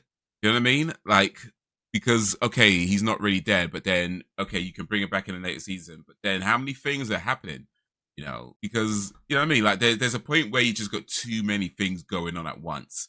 And once you've kind of closed off a story, especially when it's like, and it was a cool mini story that they did. But once that kind of ended, it's like you can leave it there. I mean, you can leave it there. Exactly. You don't need to be like, oh, he's not really dead. He might come back. No, it's fine. They tricked him. They got him. Be good. But I don't know. I mean, I guess we have to trust the writers know what they're doing, and if they are going to bring him back, they'll do it in a way that's still interesting. But it just feels to me like, yeah, you could have just left that story as a cool mini story. But hey, Yeah, I'm not looking forward to seeing that villain again. Unless they're gonna bring him back for like a quick death. Yeah, I don't want to see him. It was just boring to me. I don't like characters like that. He's not there fighting really, so he's fine unless you could find his body or whatever. I don't like that. It's just boring to me. There's no risk, no real, no immediate risk at least. Yeah, and plus the whole him fighting a giant monster. I never really liked that either. I prefer the whole like Invincible fighting Conquest, or Conquest versus Adam Eve. Those fights look more enjoyable, but this whole little person versus giant monster thing, it just looks boring to me. I mean, yeah, no, I get that, but I think it kind of just depends on how it's done, and because Invincible is, much stronger than, most, well, every person really, you have to have him fight strong villains, otherwise it's lame. And granted, strong doesn't have to mean big. I get that. But also, I think there's something to be said about the visual aspects of seeing a small person against a gigantic enemy. and how that plays out in a fight, especially when you have a small person not really small person, a small human, a regular sized human versus a gigantic monster. And it's like, how does that play out? Because like knowing that Invincible is so much stronger. In fact, he's getting stronger, as they said in the beginning of the season. He's like 60% stronger or whatever it was. But yeah, I think there is something to be said about just the visual aspects of the big versus small. Even though the small one is super strong, it helps to It helps with the visual aspects in the sense of that you can see this guy or this monster rather is huge. Whereas if you had him fighting somebody and even if you look at the fight with Conquest, like Conquest is physically bigger, than Mark. So he's not just stronger than Mark, he's physically bigger than Mark. And I think that plays a factor into how it looks on screen. I think if you had somebody like Anissa, Anissa is about maybe the same kind of size, maybe even smaller. And even though they did well enough to show that she's no slouch and stronger, fundamentally they look evenly matched, even though they're not. And I think like even when it just looks a certain way, it has a effects on how you feel about it. From an artistic point of view, like they just kind of look like they're evenly matched. So it's like whatever. Whereas Conquest or this giant monster, so much bigger than Mark is, and he has to fight against it. Visually, it's like, okay, how's he gonna this guy? So yeah, I mean, I get it. I get what you say. I'm not disagreeing, but I do think there's something to be said about showing something that's like clear, so you can see and not just be told that they're stronger, but you can see it as well. I mean, no, I totally get that. That's why I was saying that I do like the fights between Conquest and Invincible, or Conquest and Eve. The issue is that when you have somebody fighting like a giant monster, there's only so much that you can do because there are limitations. For example, with a dragon, there's only so much that you can do with that's different from when he fought the sea monster or the other giant monster, or even the monster that was actually a kid. Oh yeah. At the beginning, because there's limitations. So it's like, yeah, at the end we know, all right, this motherfucker is not going to kill him. But somebody like Conquest, he can actually grab Invincible and tear his arm off, like right then and there, like just tear it off. You could see that happening, or see him put Invincible in a headlock, or have him actually choking him out, squeezing his neck like that. Like scenes like that you can't do with a big ass giant. The most you can do is it looks like he just chomped him, or it looks like he ate him, or it looks like he stomped on him. That's what I mean. It's just boring. Okay, that's fair. Yeah, I'm like, all right. Who was I thinking of then? Rex. No, yeah, Rex and Rudy. Yeah, Rex got killed, and apparently he's dead this time round. Yeah. Even though he got shot in the head before, now he's actually dead. Okay, right. He got shot in the head, survived that, but he doesn't survive an explosion, even though his name's Rexplode. But whatever, he's dead now. He's dead.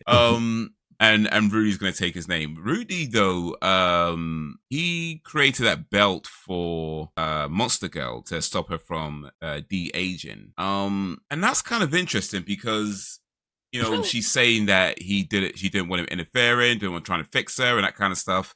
That she just wanted to live. And I guess sometimes people say things that they don't really mean, and that's fine. It's kind of a human thing to do. Like, you might tell somebody you don't want their help, but you really do. I get that. So when he does make this belt and she's happy about it, I get it. It kind of makes sense. But what I'm really thinking is that, like, what does this actually mean? Because because he stops her from de-aging, but does she grow up now? Or does she just stay the same age? No, she grows. Okay, so she gets older now. Okay. Yeah. Okay. Did they say that? If I just missed that myself then, did they actually say that? Hmm? Did they say that she gets older? Or did Yeah, because the whole thing is that each time she uses her power, she gets younger. All right, so when she's not using her powers, he just ages normally. Yeah. Oh, okay. So I missed that then. My bad. If I missed that, that's my bad. Okay, so like she's just gonna age. Well, as soon as she keeps the belt on, she's just aging as normal. Yeah. Okay. And then Rudy, I guess he's already aging as normal after he cloned Rex from before. So at this point, remember they show him in the future already. When they show him, not with Immortal, which in the future. Oh wait, no, Future. Oh yeah, Future from the previous season. But he was in a robot suit then, wasn't he? Yeah. You don't see him as human Rudy at that point. You just see him as Yeah, you robot. do. You see Human Rudy. Yeah, he takes the helmet off. He was inside the suit. Oh, I must have forgotten. My bad. Sorry. Actually, you know what? No, I do. I think I do remember now. I do remember now. Yeah. Okay, so yeah, fair enough. Fair. And that's why Eve called him Rex, because remember he takes on the name Rex. Yeah. Okay. Yeah. A little interesting. Okay. So, yeah, because okay, guess we know now why. I guess we know why that is now.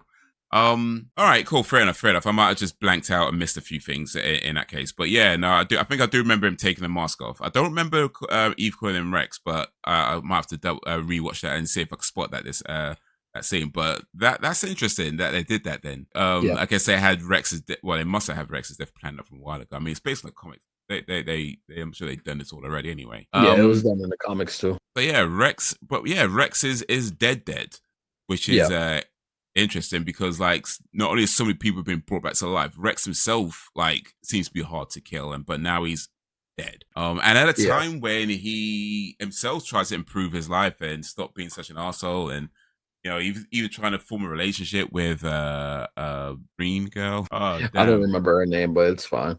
Shrinking Ray.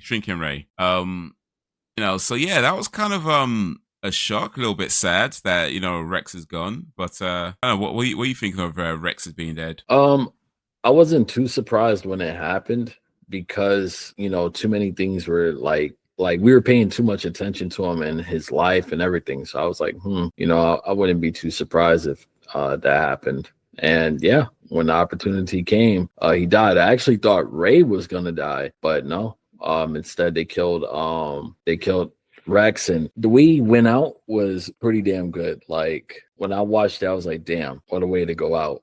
Just massive explosion. He didn't just die for no reason. I thought that Mark wasn't gonna die. I thought that Mark was just gonna, you know, talk more shit.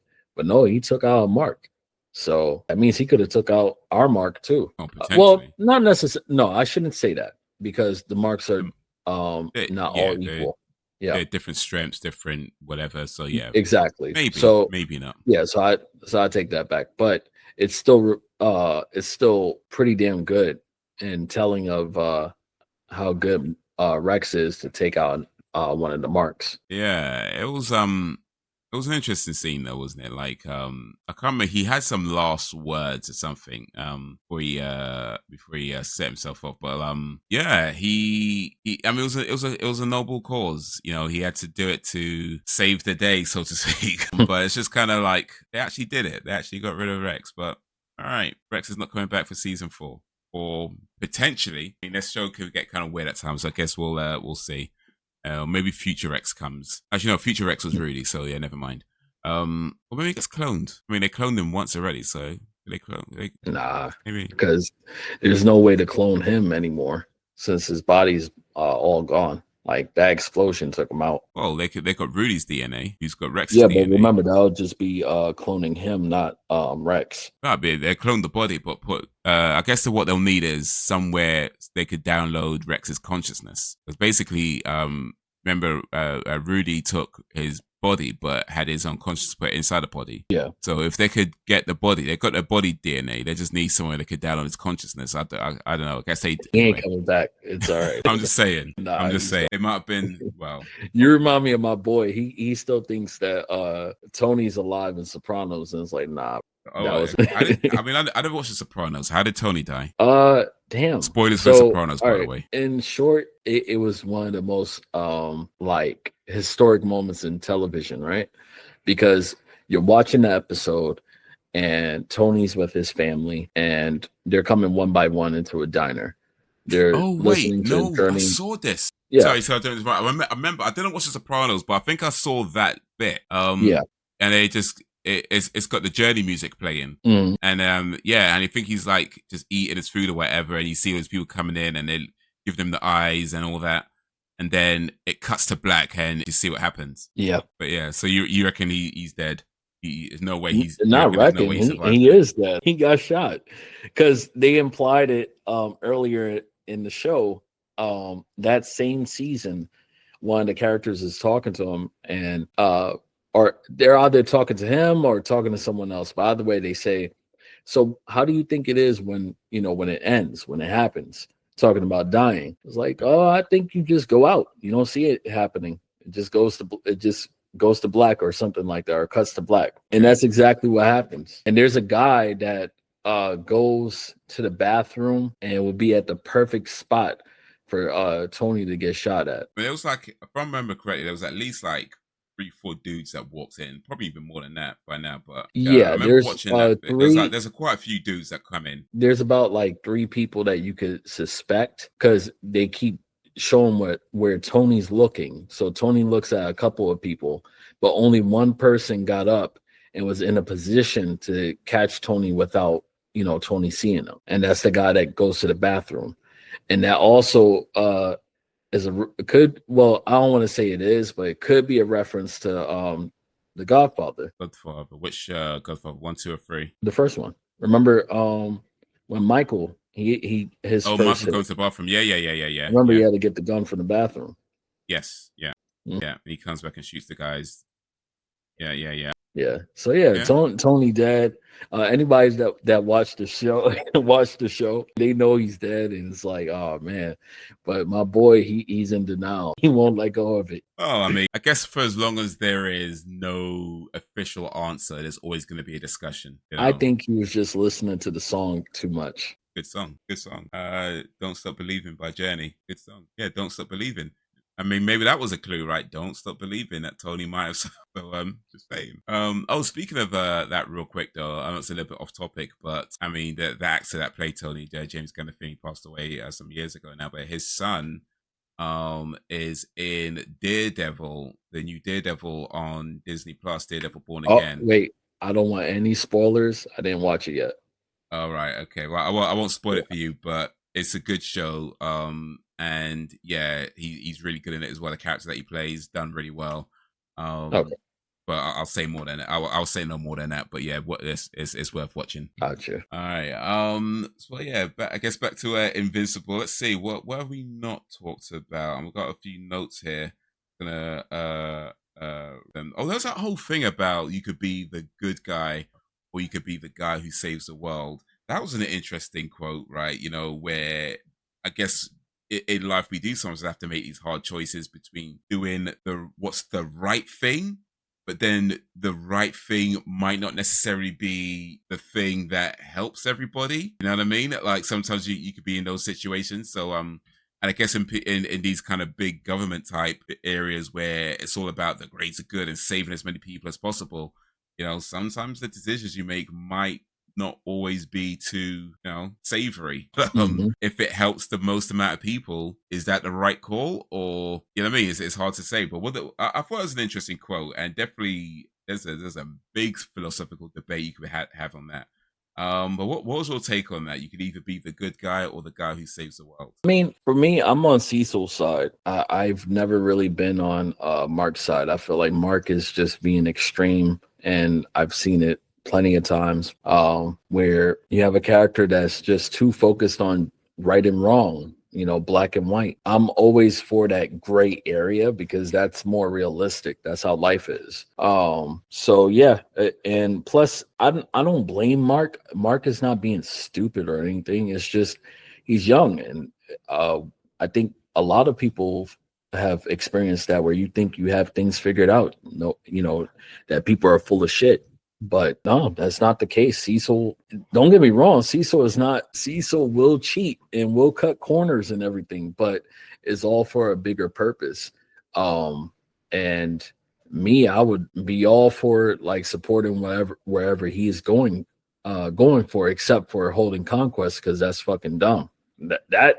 See, if we want to talk about no, I don't want to rant.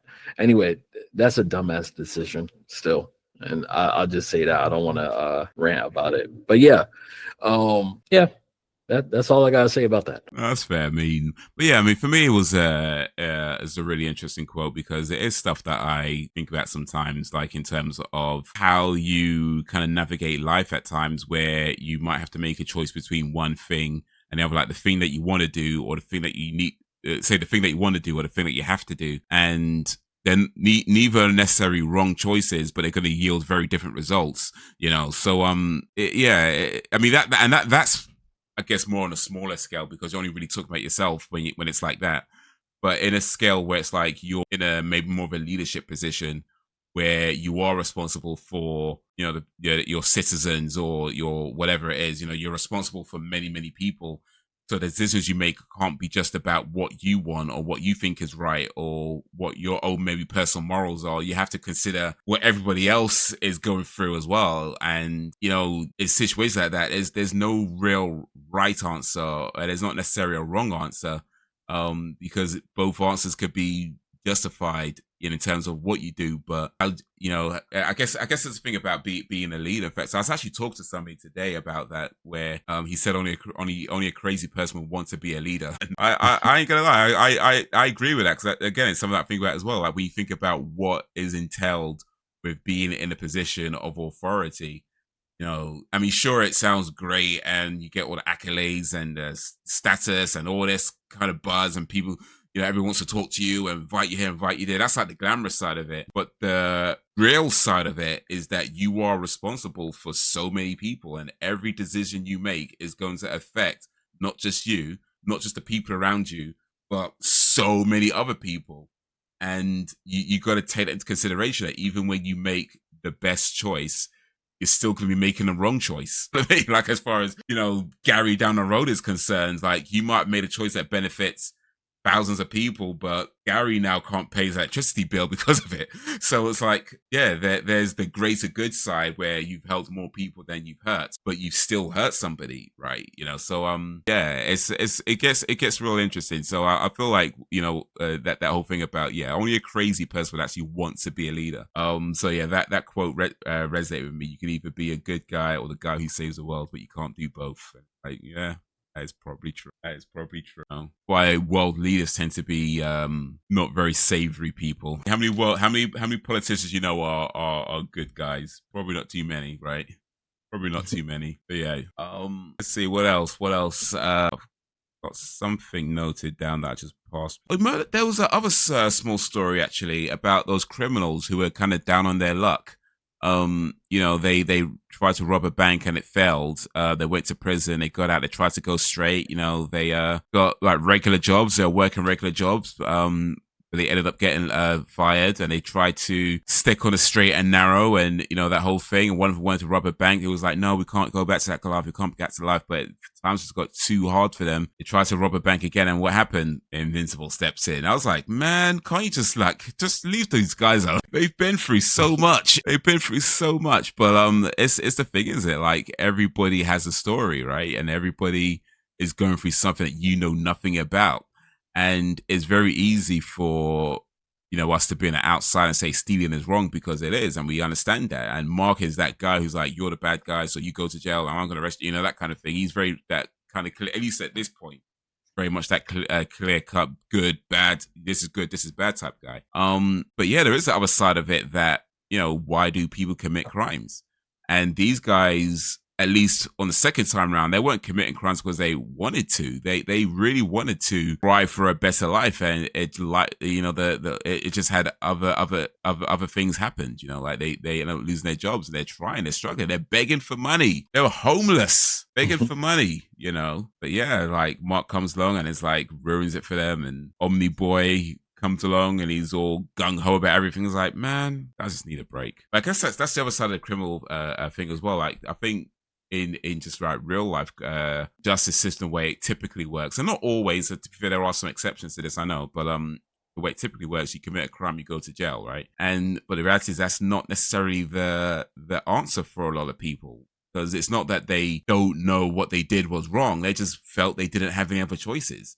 So you could put somebody in jail, when they come out and they still don't have any other choices, it's like, you haven't really solved anything. You know? So like, there is that other side of the justice system or the correctional system, where it doesn't always address the issue of why a person commits a crime in the first place. And in this case, it does seem like the justice system failed them, because yeah, they were sent to prison, but they came out and, you know, actually, you know, to be fair, they did get a job, but then it was like, once that job didn't work out, I think one of them got into an argument or something like that. Once that job didn't work out and they were down in their luck again, it's like, okay, what's happening to make sure these guys don't go back to stealing?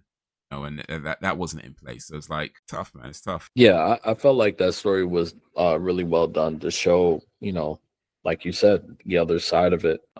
It's it's kind of cool that Mark didn't really get to see that other side. I like that because Mm. that also shows why he does the things that he does, or anybody in his position does what they does what they do, because if you don't know, you don't know, and that's how it is. Yeah, but you think he should know? Like, do you think these are types of? I mean, season 4 is gonna do what it does. But you think as a hero, as somebody who's trying to save people, like with Eve, for example, learning more about architecture and that kind of thing. I mean, do you think it's incumbent on Mark to know about the types of people he's whether saving or the types of people he's even putting in jail as to what's going on, and rather than just not just being this force of, oh, I'm going to save the day and put you in jail, and maybe taking more of it, because even Titan, I think that one of the reasons why he wanted to keep control of that town is so that he can offer people, a better life. So you feel like Invincible doing it on a wider scale, could do something like that, where it's like, okay, maybe he's not giving people the best life in terms of running like to how Titan does it, but in terms of maybe just being a little bit more understanding and saying, hey, okay, look, rather than taking this person to jail, maybe take him to someone where they can get help, that kind of thing. Eventually, as he becomes more mature, I would like to see him be more like the Flash, how the Flash was in Justice League Unlimited, where he had this kind of relationship with some of his regular criminals or regular villains, where he could avoid fighting them. He could take unconventional routes, and like that one time where he sat down, he just had a conversation with one of the villains, and he was like, all right, you got to go back on your meds and everything and get back in that ward. And the guy's like, all right, and avoided a whole fight. I like that, but I don't feel like that. I feel like that's too soon for Mark. I don't want to see Mark doing anything that mature yet. That's why I was like, even though I disagree with his stance against Cecil, I want them to earn, if they ever get to that point, earn Mark coming to an understanding with Cecil and saying, okay, I see where you were coming from now. So we could see that contrast and understand how he got to that point. However, like I said, and this will be the last time I mention it, that conquest decision was so fucking stupid that it doesn't matter what Cecil says at this point. He automatically made Mark right. And the fact that Mark even double checked and said and went as far as to be like, yeah, burn that body. And Cecil still didn't, like, yeah, there's no going back. Cecil fucked up. I wanted to be on Cecil's side, but I can't be, because that shit right there is just dumb. And now you fucked up. So when Mark finds out and Mark blacks on Cecil and he does what he does, whatever it is, I wouldn't even be surprised. I'd be like, yeah, you had it coming. Yeah, no, for sure. Like that decision to keep Conquest alive, I think that's a bad one. I mean, I guess I understand why, or potentially why, because I don't think he actually says why. But based on what's happening throughout the season, you could kind of guess why he might have chosen to do it, and it's not a bad reason, but also, not this guy. Just not this guy. Like, you gotta know this is not the one who's going to give you any kind of information at all.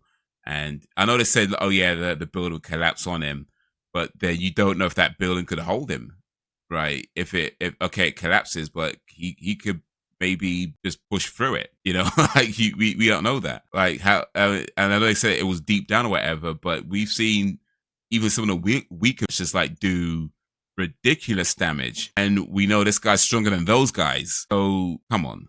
You know what I mean? Come on, what we doing here? Like, just kill him, burn him, decapitate, do what you can, but split the body up into multiple parts, hide them in different locations. You know what I mean? Like, yeah, it seems like a bad call to keep Conquest alive, because you're not going to get any information out of him. He's not going to turn to your side. If he tries to escape and that building collapses, he may be able to punch through it or fly through it. In fact, he probably can. We probably can. So yeah, there's too many unknowns about him, and what you do know about him is not working in your favor. So yeah, bad call, noble but bad. What else was there that happened in the show? Let me just check my notes again real quick. There was oh yeah, speaking of decapitation, the immortal. So we saw the future immortal go crazy. And then because he wanted well, he went crazy because he saw so many people he loved died, and then he wanted it Invincible to come and kill him, and which he does in the end. That made sense to me, actually, the fact that go crazy like that. In fact, the only thing surprising about that it hasn't happened already. Like that's supposedly in some distant future, or at least distant enough for him to have forgotten about Kate. So it's not any near time future. It's probably quite far in the future. So I feel like that sort of thing, considering how long he's been alive already, probably should have happened a long time ago. But it makes sense to me that you're living for so long, you meet so many people, you fall in love with so many people, and they all die. You get to know somebody and they die. You love somebody and they die. You care about somebody and they die. You look after them, they live to their old age, but they're dead. So it makes sense to me that he would go crazy. It's just surprised that it didn't happen sooner. That's how I felt about that. It wasn't surprising that he went crazy. It's surprising that it didn't happen already. What did you think of it, Immortal going nuts in the future? I got it, but at the same time, I was like, I was hoping for a little bit more, or even like I remember filling in gaps in my head, just thinking there has to be more to this story as to why he went crazy, because he was even in the position where Invincible will be the one to tell him, "Hey, you rule over these people while I go somewhere else," and for him to listen to Invincible. So obviously something has to be going on in this timeline or whatever. It can't be just quote unquote canon to the original timeline. Anyway, so because otherwise it's like this guy, he could have just did it himself. If he just beheaded himself, he already knows how his own powers work. Nobody would have put his head together for him. He would have just been dead. He could have just flew somewhere. He could fly. He could have just flew somewhere over the sea, behead himself, and that would have been it. He would have been gone. So he didn't need anybody to actually do it for him. So yeah, it's a bit of a weird thing. Like, why request Invincible, or why specifically Invincible? Because if he needed help, I'm sure there's other people who can do it. If it's a case of decapitation, granted, not everybody's as strong as Invincible, but do you need somebody that strong? I mean, you could use a giant blade, or something like that, like a guillotine or any kind of chopping device like that. So because he's not bulletproof, Immortal, is he? He's not like anything like that. He can be injured. He just lives forever. He's on. He's been killed before, but he comes back to life because kills and lives on. So yeah, it does seem like, why Invincible? Why specifically did you request Invincible? Or is there a significance to that we just don't understand because we're not in that future yet? Yeah, I think that's clearly what it is. I really believe so. But yeah, for now it just feels weird. I did like how they did a whole thing about the clothing though, with the future Invincible taking the clothes from the present Invincible, and then being the present Invincible taking the clothes from the past. That was pretty cool. I was like, all right, that makes sense. I get it. But I guess it also means Kate dies. I mean, that dies at some point, because before she's been able to keep herself alive by the duplicates. But I guess at some point even Kate Prime dies, and it happens at a time long before we see Immortal in that future, because he asks about Kate. Invincible asks about Kate, and he was like, "Who? I've loved so many." So he's forgotten about. Yeah, I mean, I think she ages normally. It's just they came to an understanding that of death. Like he died so many times and she died so many times that only they could understand each other, and that's what they bonded over. But I don't think that she bonded with him over a level of like, because she has her brother and they're around the same age as Rex and them and all that. So yeah, I think she just ages normally. Okay. It's just that she died so many times because of the clones. Oh yeah, no, yeah, that's fair. But yeah, but she does die though, like whether through age or whatever. Yeah, She I feel dies like at she some would point. get. Like yeah, Yeah, like that much risk. She's not there for whatever reason because whether she was killed, all her copies were killed, yeah. Main or point, she she's just dead. aged and died of old age. But Hmm. she dead, and she died long before we see him again. That's a vibe I'm getting anyway. She whatever happened to Yeah, Kate happened long before we see yeah. that future version of Yeah, Immortal. because this is well after, like, this is a very long period of time. It's not set at the same point, because they took over and everything. So this is well after. Also, I guess what's interesting is that Oliver's not in the future, at least not that future. Now, granted, that doesn't really mean much because they don't show a lot of the future world because it's been elsewhere. But based on what we know about him, he does, at least for now, age really quickly. Um, because of the Phyrexian blood. We don't know if that slows down at some point because of the Viltrumite blood.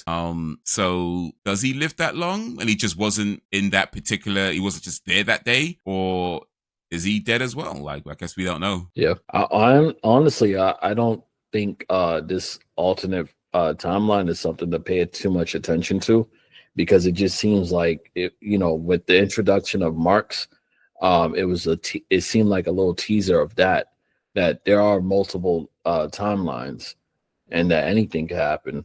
So I think it's just building in fear into Mark. I don't think this is like something that's going to be definite for our timeline. Shit, Oliver might not even exist in that timeline. Yeah, no, that's fair. And especially as it's so far into the future, and we're talking about season, I don't know, 1,000 something by the time they get to that future, right?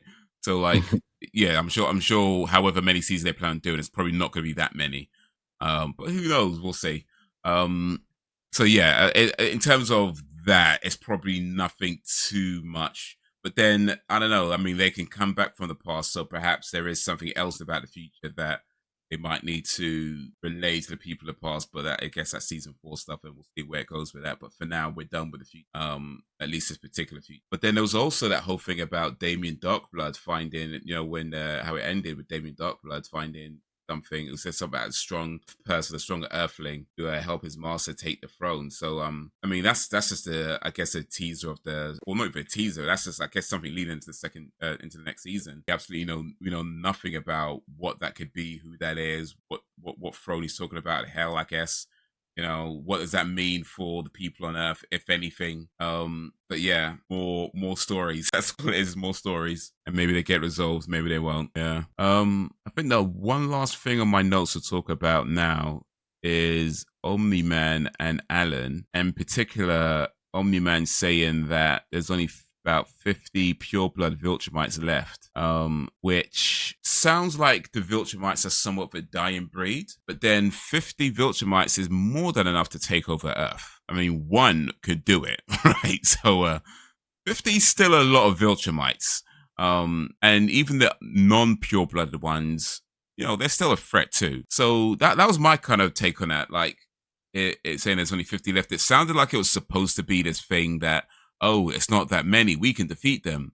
But then it's like 50 still a lot. I mean, considering these guys are mad strong and fast and can fly, you know what I mean? That like 50 is not a small number. Like, it's still a lot. It's still a lot. So I don't know. That was my take on it. It felt like it was supposed to be like this ray of hope, but I'm not sure that it is.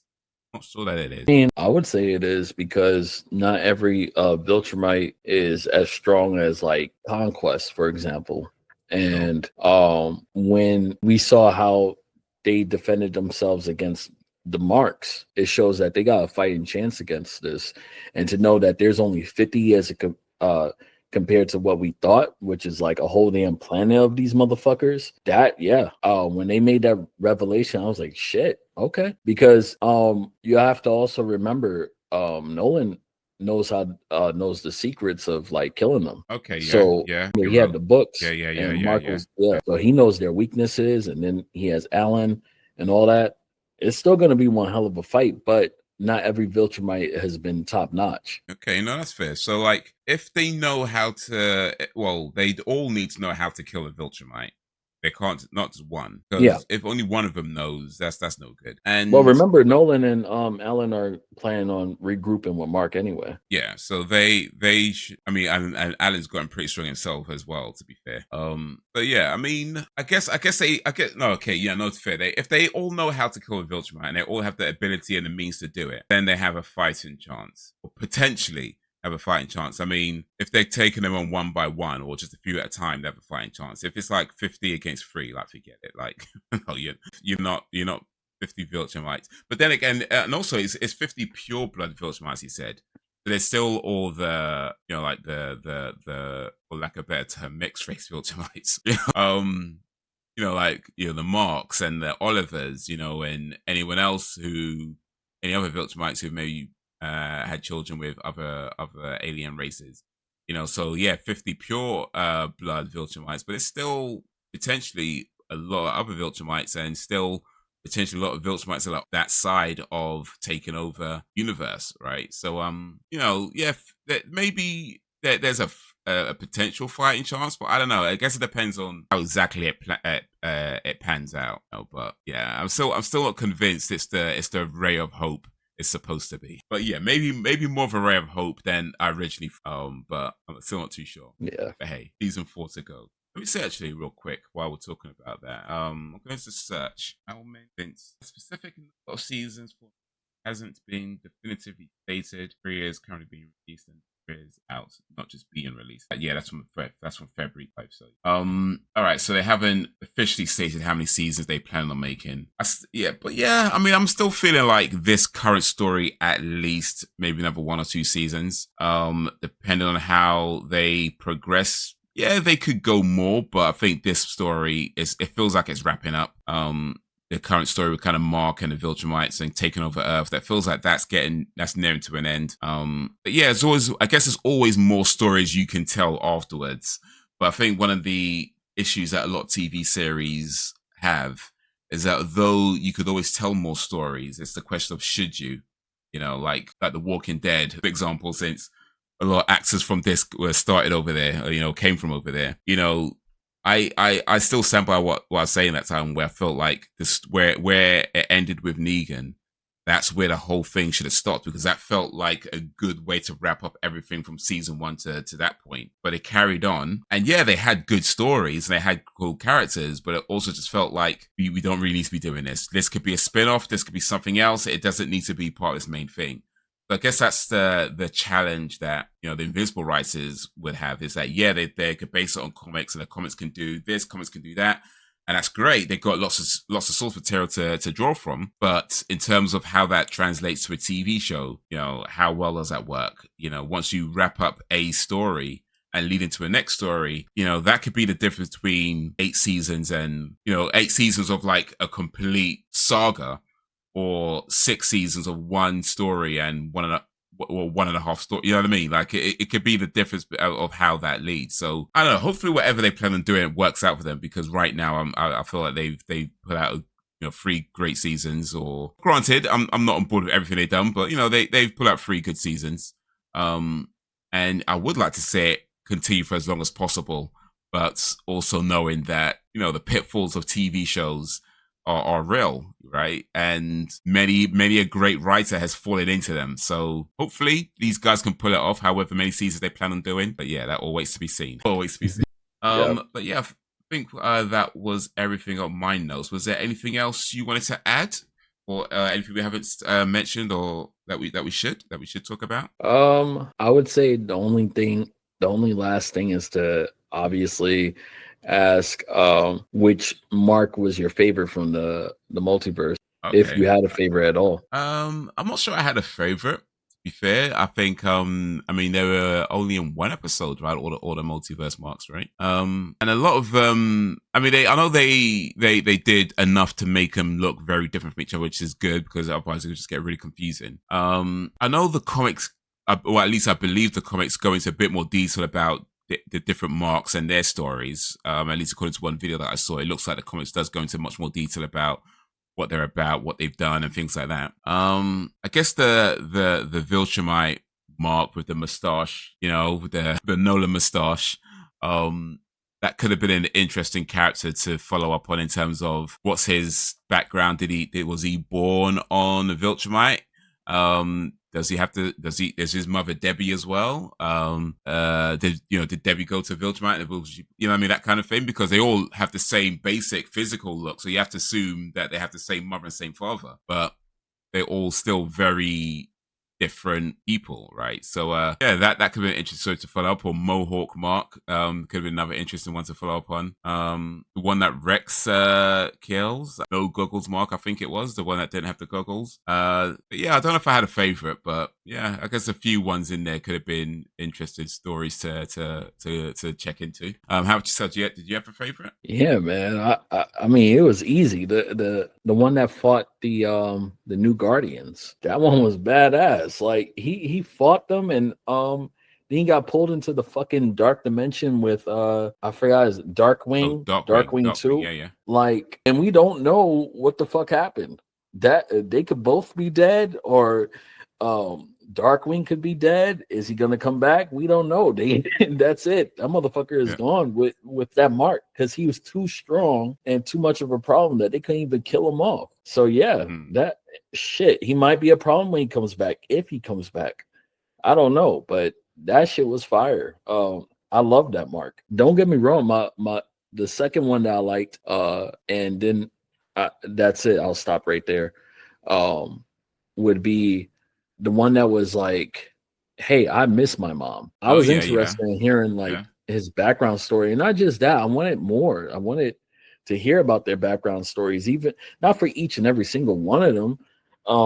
But damn, it would have been cool to hear like, oh, this is what happened in my timeline, because they kind of did it a little bit. Like, yeah, I was the one that killed my father. Okay, I want to know more about that. How the fuck did you kill your father? Because this mark couldn't. So I really would have liked to know about that, and I enjoyed how that one mark went into the house and he was looking for his mom. He's like, I'm hurt. He's like, damn, I wanted to kill her again. Like, yeah, that would have been dope to know how did Mark become this twisted. I mean, we know it was in terms of like how that one mark who killed his dad. We do know that the marks of different dimensions have different strengths. They're not all as strong as our mark. You know, some of them weaker, some of them stronger, and so on and so forth. So it could be that particular mark that killed his dad, for whatever reason, was stronger than his dad. Or maybe his dad just didn't put up a fight. I mean, we don't know until they tell us, of course. But I think it can be something relatively easily explained. The marks are different. They've had different lives, clearly had different lives, but they're also physically different as well. Yeah. But yeah, we see if they probably won't at this point, but yeah, whether they give an actual explanation or not. Well. All right then. So I think that might be a good place to start winding down. I know I've got everything on the notes I've had here, unless there's anything else to add before we end. Nah, that's it. Cool. Wow. Yeah. So that was our discussion on Invincible season 3. Let us know what you think of Invincible season 3 and all things Invincible. What your thoughts were on the series. What you think might happen for season 4. All that, let us know in the comments. Like, subscribe, share, all that good stuff. But yeah, that is going to be all for this episode of the Uncivilized Art Podcast. Thank you for watching and or listening, and until whenever, if ever.